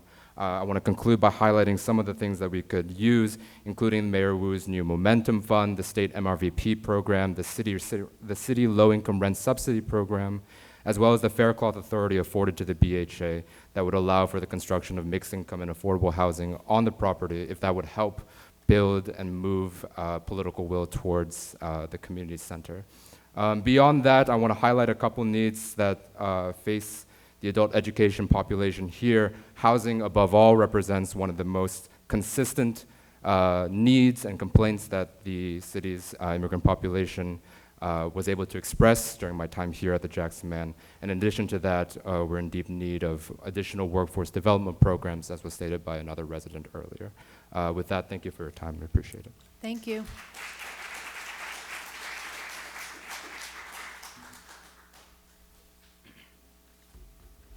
Hello, everyone. My name is Anthony Ochoa Fader. I have been living in Allston for a paltry 3 years, and I'm also a student teacher at Boston Green Academy just down the road, so I'm a public school teacher as well. And I really love Allston. I'm originally from California, so I'm one of these transient students I've interacted with and heard so much about.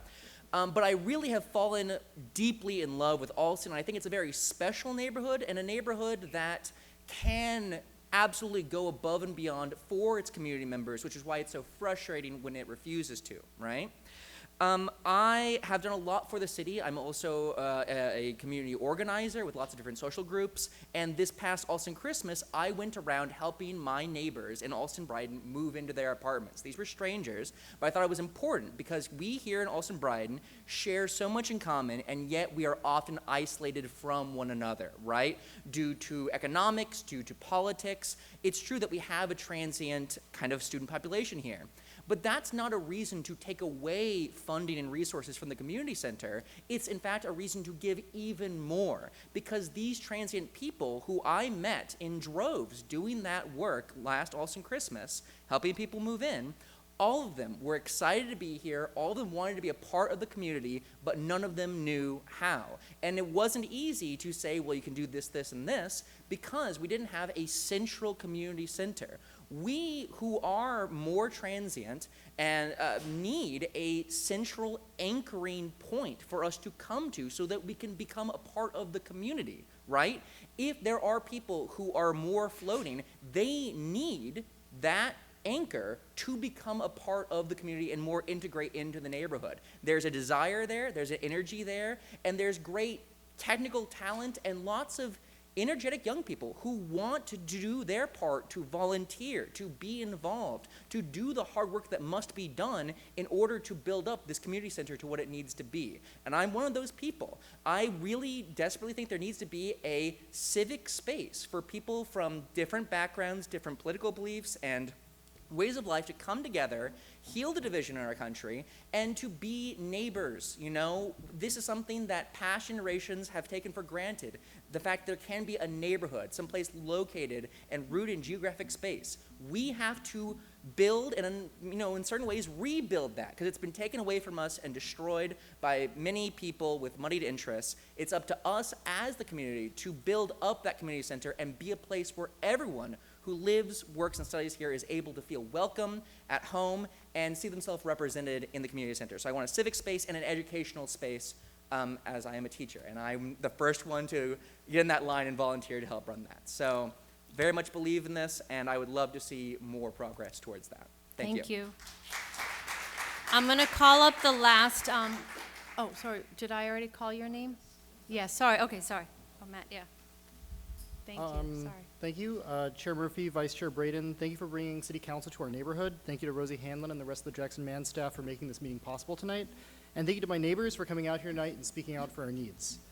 My name is Matthew Peterson, and I've been a resident of Oak Square here in Allston-Brighton for a little over 4 years. I'm here today as a private individual, completely separate from my professional capacity as a city employee. You may recognize me from other meetings in this room. Allston-Brighton is home for me. It is a beautiful neighborhood of kind people, and I plan to stay here as long as I can afford to. This community center is here in Union Square, the crossroads of the neighborhood. And the BCYF Center is and should be the crossroads and common ground of our diverse community of young and old, long-timers and new arrivals, students and workers. Allston-Brighton needs a community center for the same reason a kitchen needs a stove. We need a place for people to come together and change and grow. Whether that is through youth programs and after-school activities, senior programs and exercise facilities, classes in adult education, mixed-income social housing, or through ESL classes. We have already heard, and I'm sure you will hear more, from many people about the need for those programming options. I would like to focus my testimony on art and culture resources, and in particular, performance and rehearsal space. Boston is an expensive city, and Allston-Brighton is an expensive neighborhood. The days are gone where an art space could scrape together short money for a small storefront, or an artist could afford studio space in an old industrial building. If arts and culture are to have a vibrant future in Allston-Brighton and in Boston overall, and remain accessible to all, they will require explicit, programmatic, and above all, reliable public or private subsidy and support. For example, the revived Great Scott venue down the street is incorporating that into a residential development in order to subsidize the venue and make it economical to have an arts and culture performance space in today's economy. I believe that the new community center, because I hope it's not a question that there should be a new community center, should at least have some spaces that can function as studio spaces, exhibit spaces, rehearsal spaces, or performance spaces. A small to mid-sized performance space would be most active in the evenings, possibly not overlapping with some other programming items in the space, and provide an additional hearth in the bustling kitchen that is the Allston-Brighton music and performance art scene. There's precedent. The city owns and operates the Strand Theater in Upham's Corner, which is a great example of a publicly owned performance venue. And I believe that fundamentally, if arts and culture are to have a vibrant future in Allston-Brighton and the city at large, we need more small and medium-sized spaces to replace the ones that have closed and continue to close.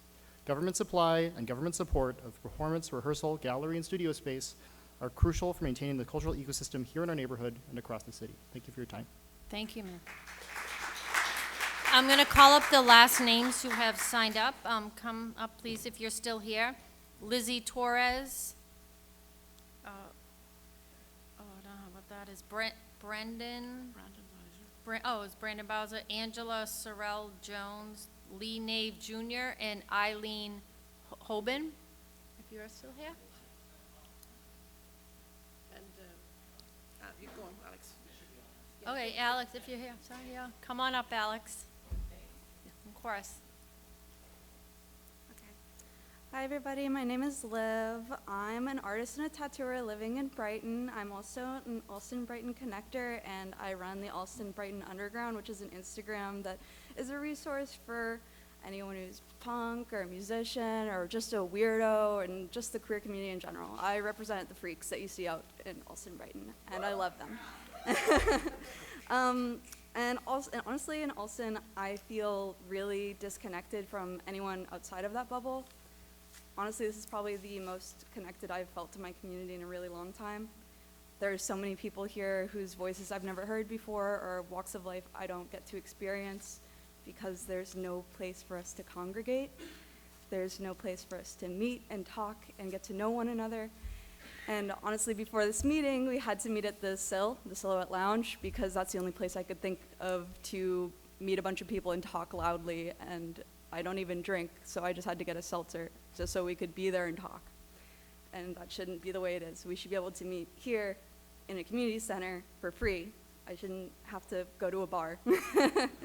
I feel like having no central place to congregate feels like the biggest roadblock in connecting to all of you.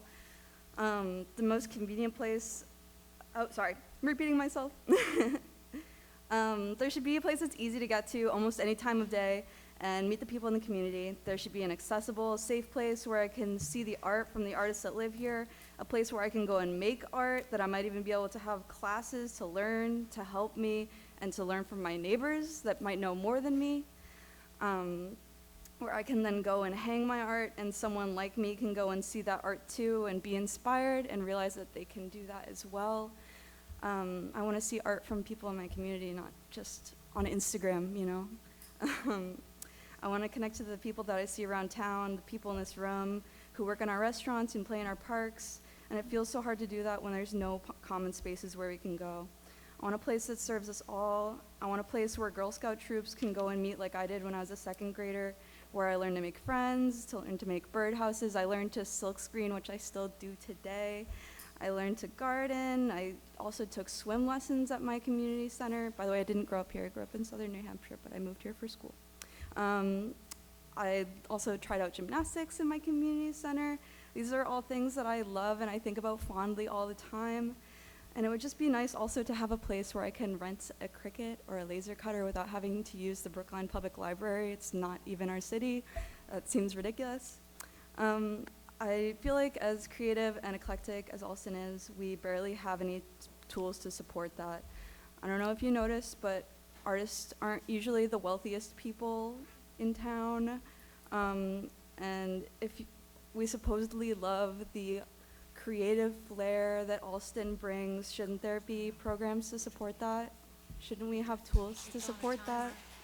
And as our city is getting more and more unaffordable and pushing out people like me, pushing out the musicians, destroying our rehearsal spaces for things that don't serve us, shouldn't we at least have a community center where we can congregate and talk about the things that we do want?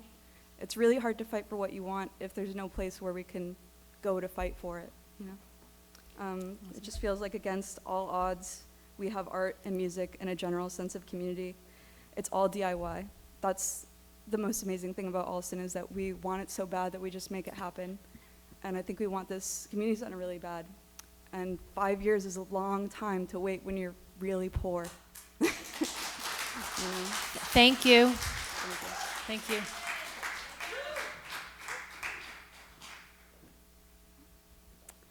Good evening. My name is Tori, and I'm here tonight as a proud resident of Allston. I am also a grassroots community organizer and a healthcare worker. And I have also been personally impacted by COVID in the past 2 years, and I have friends and loved ones who live here in Allston-Brighton with long COVID. And so as we're listening tonight to all of these many, many reasons why we need a community center in our neighborhoods, I also want us to urge us to consider the ways that we can prioritize accessibility, starting both now and continuing when, not if, we get our community center. First, by adding virtual and hybrid options for people to participate, not to just observe. While this meeting tonight is being live streamed and the option to provide written testimony ahead of time was available, individuals unable to come in person are not able to share and be active parts of this evening and all of the community that we've seen forming around us in the past 4 hours. As we continue this process, I ask you to create options and space for all voices to be heard, because only being able to observe is not the same thing as access. Next, we need a place where community members can consistently and reliably access free masks and tests to keep themselves and their families healthy and safe. Earlier this spring, the Boston Public Health Commission paused their program, which was the only program in the city, where local businesses and organizations could access free rapid tests to distribute to the community, and this program has not been restarted. The reasons cited for this pause were due to the seasonal nature of COVID, even though we just experienced a major summer surge that was the highest rates of COVID in July and August out of any year in the pandemic thus far. Lastly, I want to highlight the need for this space to be able to host masked events so that all Allston-Brighton residents can attend. This includes all high-risk, immunocompromised, and disabled members of our community. I should not have had to personally weigh the risks of getting sick and getting my loved ones sick to be here tonight. And I also chose to be here to work towards a community where everyone can show up to an event like this in our new community center. Thank you. Thank you.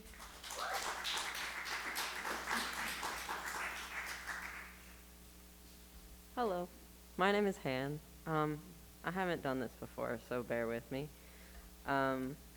But I'm 23, and I am originally from Western Mass, all the way over, past Springfield, in the Berkshires. And I didn't really have a lot of community out there because I grew up in a 500-person town. And I was kind of looking at Boston as the beacon my whole life, to just get there one day. And I finally did, and I moved to Allston, and I love it. And I don't want to leave. I don't want to be priced out. I just want to be able to be in a community with other people that prioritizes safety and art and everything else that communities need. I know those aren't the only two things. Education, accessibility. And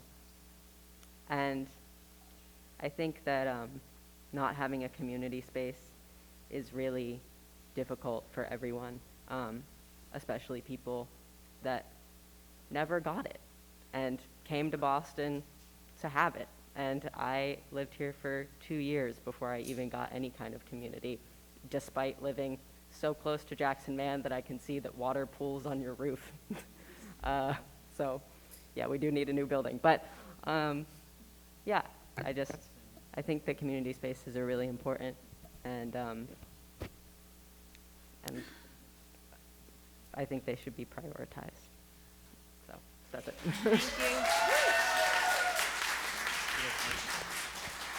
Thank you. Hi everyone, my name is Lizzie Torres. I've been an Allston resident for 8 years, but a Bostonian for 14. And I want to talk a little bit about who isn't here. It is 9:30 at night. Most of my friends are actually working the Clyro show tonight over at Roadrunner. And the reason why they cannot be here is because they are working.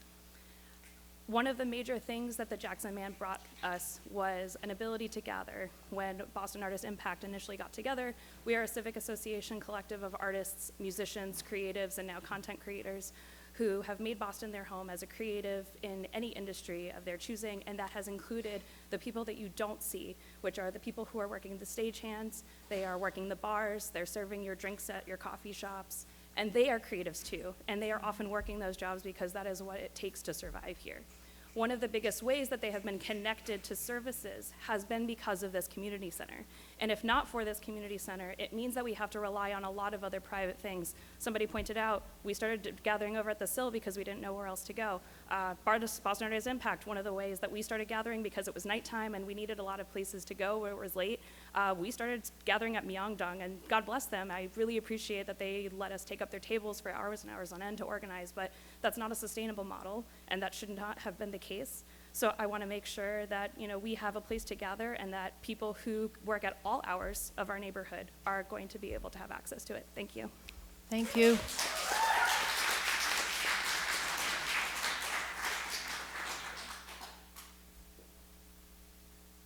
Hello everyone, last one, I'm going to try and be really quick. My name is Alex Shames. I've lived in the neighborhood for several years. I've been a community organizer here in the neighborhood for several years. Currently, I work for the Allston-Brighton Health Collaborative. City staff, thank you so much for being here. Next time you do one of those surveys that you want everyone in the neighborhood to do, I'm going to give you my business card. We'll help you make sure everyone does them. When I first moved to the neighborhood, I was making near poverty wages as a teaching assistant. I could barely afford an Uber, let alone a car. The T is not reliable, and I was basically trapped in this neighborhood. And, you know, especially as a queer person, there's only a handful of queer spaces in this city, and none of them are in this neighborhood. And that's something that I hope a lot of you on the council can really respect and understand. Speaking specifically to the issue of budgets and like what can you as city councilors do to help, last budget cycle, Mayor Michelle Wu made a budget that continued the historic underinvestment in District 9, and the city council amended it and to be more community focused, and the mayor vetoed those amendments. I want to very specifically thank Councilor Breeden, our local district councilor, along with Councilor Mejia, Councilor Fernandos-Anderson, and some of the other councilors who aren't here, for very courageously and bravely voting to override the mayor's veto. Thank you. And I want to invite Councilor Murphy, Councilor Santana, Councilor Flynn, don't know where I went, and some of the other councilors who aren't here to please display the same courage this next cycle, because we will all be watching the budget very closely. Thank you. Thank you.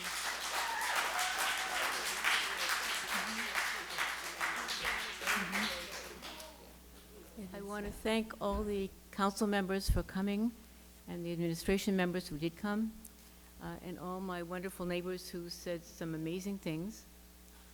My name is Eileen Hubin.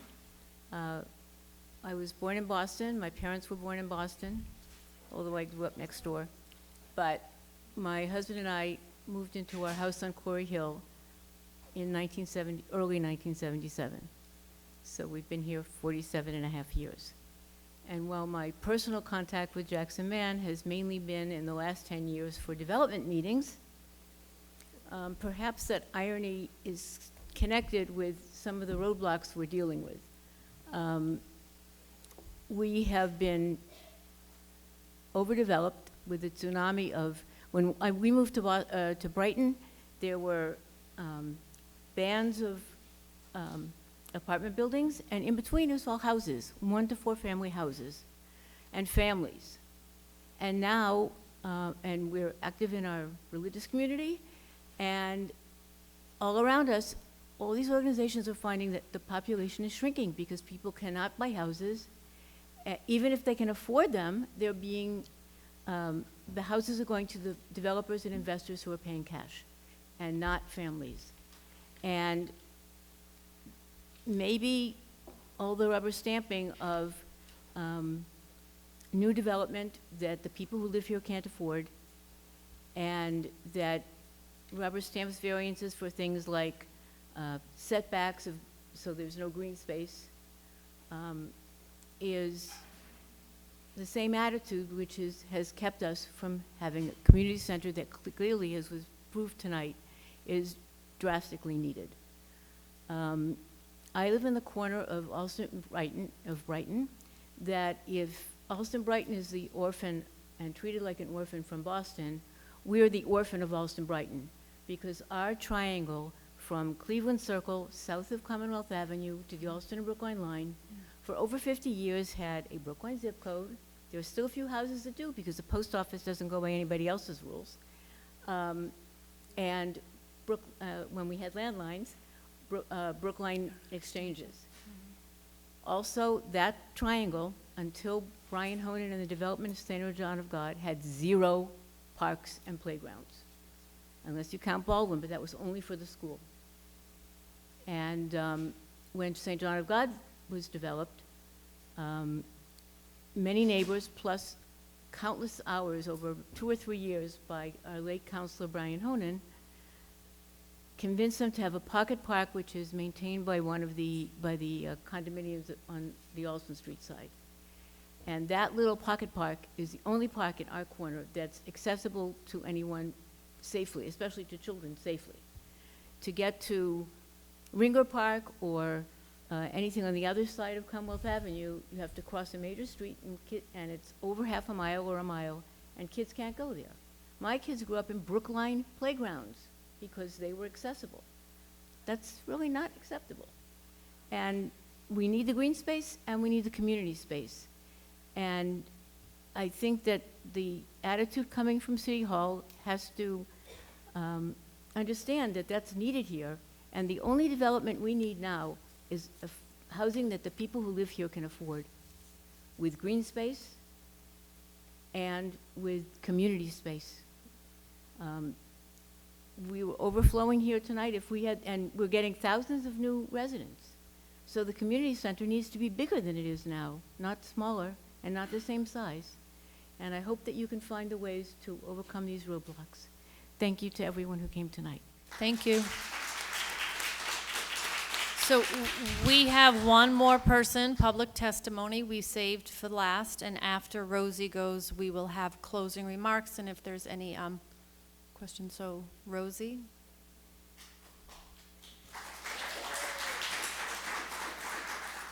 Thank you. Thank you, council members. Thank you, Liz Breeden. Thank you, Councilor Murphy.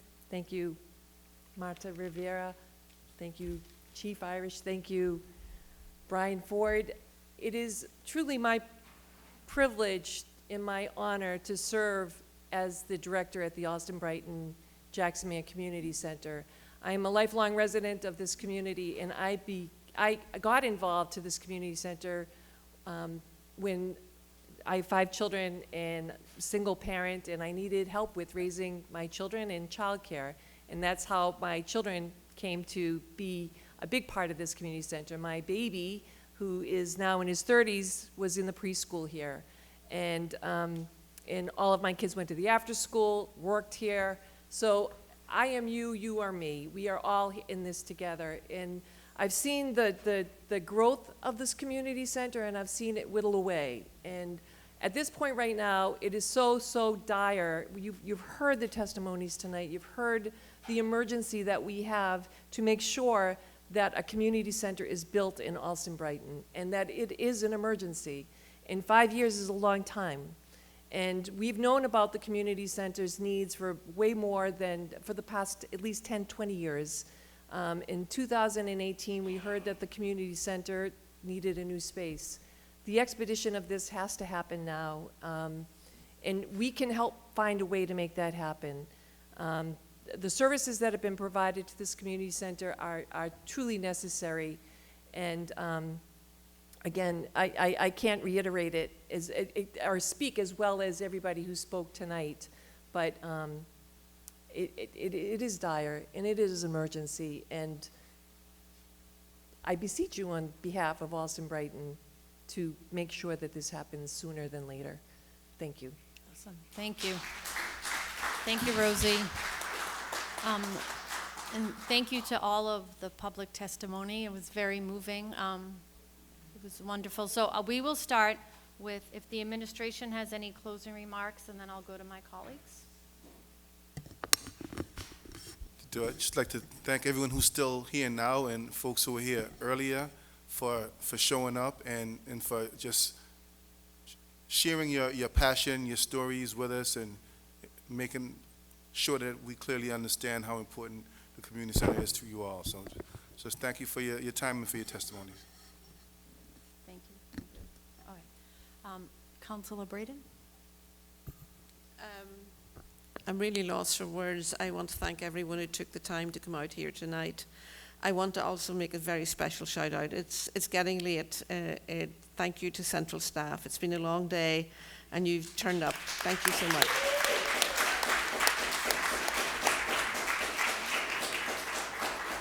Part of the thing about Allston-Brighton is we're out on this little peninsula, this little umbilical cord called, that connects us to the rest of the city. So, you come out here and you don't know, are you ever going to go back home to the rest of Boston? I really appreciate everyone who came out tonight, and thank you to the administration panel. I think you heard us loud and clear that this is a big concern in the neighbourhood. We see this community centre as a phoenix that's going to rise out of the ashes, and we need to reinvent it as a 21st century community centre. I agree with Eileen Hubin's comments that we need to think big. It might need to be bigger than this one. And we also see the vital need for a third space in our community, a place where this diverse community can come together and meet and have conversations and get to know each other and support each other. We did that during COVID, but we were, you know, we were locked out of the community centre. We managed to pinch and putt and find ways to help and support each other during COVID. And this is a resilient community. But, you know, I think Councillor Flynn mentioned public-private partnerships and mentioned our institutions as sources of money. We do get a lot of money from our institutions, and we do shake down our developers and ask them for money for our parks. But putting the money in a parks account is not going to make the park improvements happen unless the city puts their share in as well. And this will not happen without city investment. So I'm appealing to the city and all of those folks from the administration here tonight. This has to be a priority. And we will get all in, and we will support, and we will fundraise, and we will do what we can. But the city has to step up on this one. And we need the city to do this sooner rather than later. I also want to thank my colleagues. I want to especially thank my district colleagues who turned up tonight and came out to support us as a community and to stand in solidarity with the Allston-Brighton community. And thank you to our large colleagues who came out. We vote for them. So you've got 5 city councillors. You didn't know that. And also thank you to Councillor Murphy for chairing this incredible meeting tonight. Thank you all.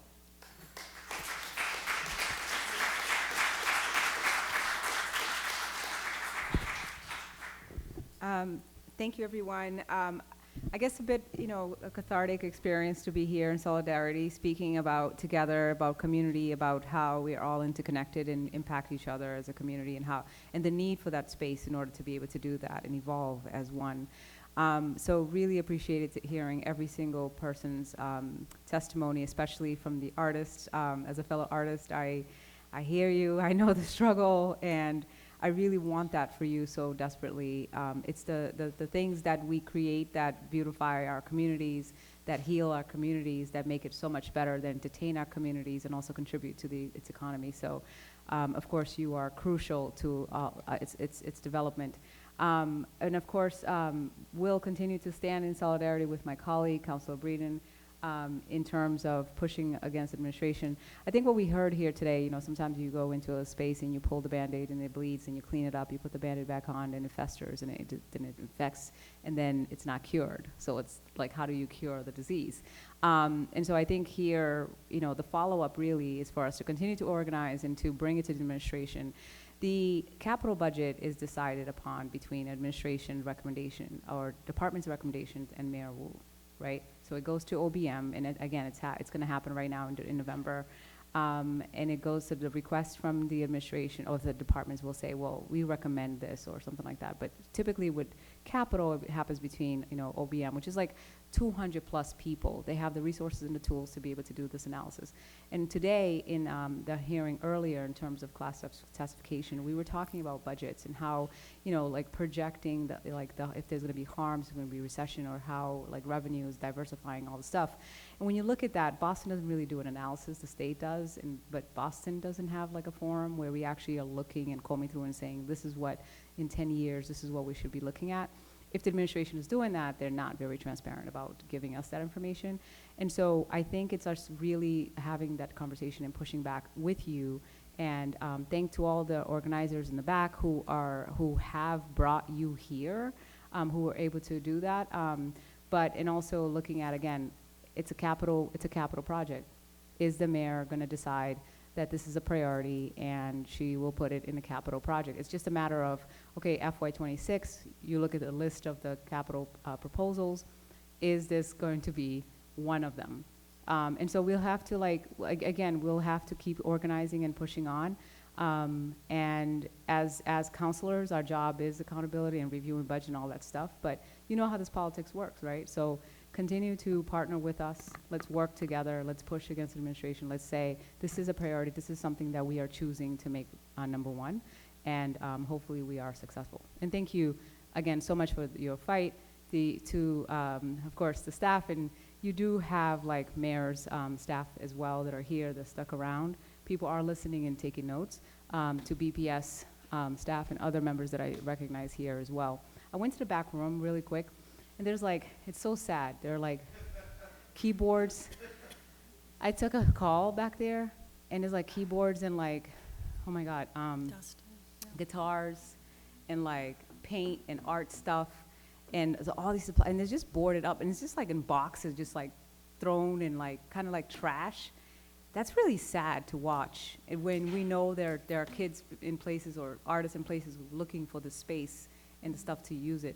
There has to be more conversation that didn't come out about today. There has to be more that we have not talked about. That is sad. Anyway, I'll stop there. Councilor Brady, thank you. Madam Chair, thank you. And to the admin, Chief, I think we were saying the same thing in terms of like holistically coming together, like with a bigger group and talking about like how to make those decisions together. And I thank you, and I respect the members that are here today. And I do agree that there are more people that are missing from this panel to have that further conversation. So thank you again for being here and for your work. Thank you. Councilor Santana.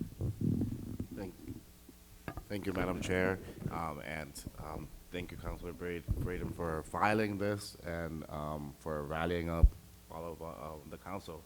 And really just want to thank the residents for being here and for sticking through this. You know, I think earlier I had I have my team is here with us, but I also have a youth ambassador who started with us a few weeks ago, and he texted me. I told him you should go home and do some homework. So he did do that, but before he did that, he said, this is the best community meeting I've ever attended. And I said, why? What makes you say that? I bring him to a lot of these. He said, the amount of people, the involvement, and the gravity of the room feels good. I could also feel the emotion and the positive energy from the people here. And, you know, that really stuck with me. I felt that same energy. I can feel, you know, your frustration, but I think someone earlier said that, you know, there's a sense of hope here, right? So we're going to continue to fight alongside your district councilor, who's done an incredible job, and work with the administration to make sure that this is a priority moving forward. Really appreciate everyone's time. Thank you. Thank you.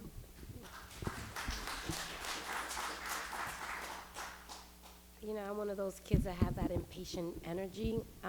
And so throughout the night, my daughter, I had to send her home, and I'm a single mom, so to all the single moms out there, shout out to you all, because it's not easy. But I just want to acknowledge I had to send her home in an Uber. I've had to text her 500 times to make sure she was doing her homework and that she took a shower. So by the time I get home, I don't have to do any of those things, right? But it's really important for us to understand some of the moms and the parents that come here and spoke here about how important it is for them to have a space and a place for children to actually grow. And I think that really stuck to me. And I also think that it's important for us to recognize that at the end of the day, we can hold you hostage, but if we're not standing up for you in the way that you expect us to, then we just spend another 5 hours here without a commitment. So I'm that chick that I want commitment, right? It's important for us when we go back into the chamber and work with our council colleagues, right, to talk about what are we going to do for District 9 so that you can have your community center, and what sacrifices are we going to make, because oftentimes those discussions are also about trading and balances here. But I'm going to give you some numbers, and I think this is something really important. So in November of 2021, Michelle Wu got 92,000 votes across Boston, 64%. She won by a margin of 41,000 votes, 28% more than Anissa. But here's what is important for you all to know, is that Wu got 8,612 votes in Allston-Brighton, 74%. AB was 21% of Wu's margin victory over Anissa. So that means y'all got the power.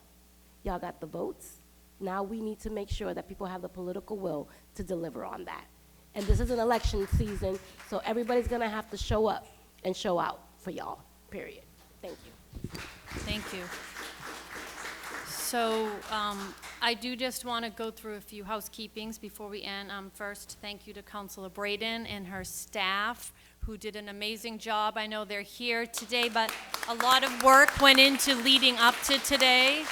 And you definitely showed out. I have to say thank you to Mary, who I know Your wife often talks about you in the chamber, and this just shows you're here supporting her, and that means a lot to me, knowing that she has someone at home who cares a lot, because she works hard for this community. So good to see you here. I want to thank again the translators who came. I know that ONS did bring them, so thank you to the Office of Neighborhood Services for the translators who came tonight, to the administration who's here and stayed, to Ethan, Candace, and Megan, who are here so late, and I know you'll be there tomorrow for our council meeting, so thank you. Thank you to my colleagues who came, their staff, everyone here, and I do just want to end by saying, when Councilor Braden voted against the capital budget, and she apologized, and I thought, don't apologize, you're just saying what you need to say, and I stood up and I voted against it with her. And I know the administration was worried and they had some words with her, but I think this tonight shows that we need to continue to show up. We need to continue to back Councilor Braden. The political will is there, but we have to make sure that we don't give up. I often say when I go into different neighborhoods and communities that, yeah, we're here tonight, but we need you here tomorrow. We need you here next week. We need you here next month. So I hope all of you, your enthusiasm continues, you don't get tired, that it's hard, but you guys can all do hard things, and at the end, we will get what you deserve. So saying that, I want to say that the hearing on docket 1301 is adjourned, but the conversation isn't over, and we'll just keep. Thank you, Ethan, for standing up Sorry, the whole wait. time. I can answer that after. We just have to officially adjourn this council hearing.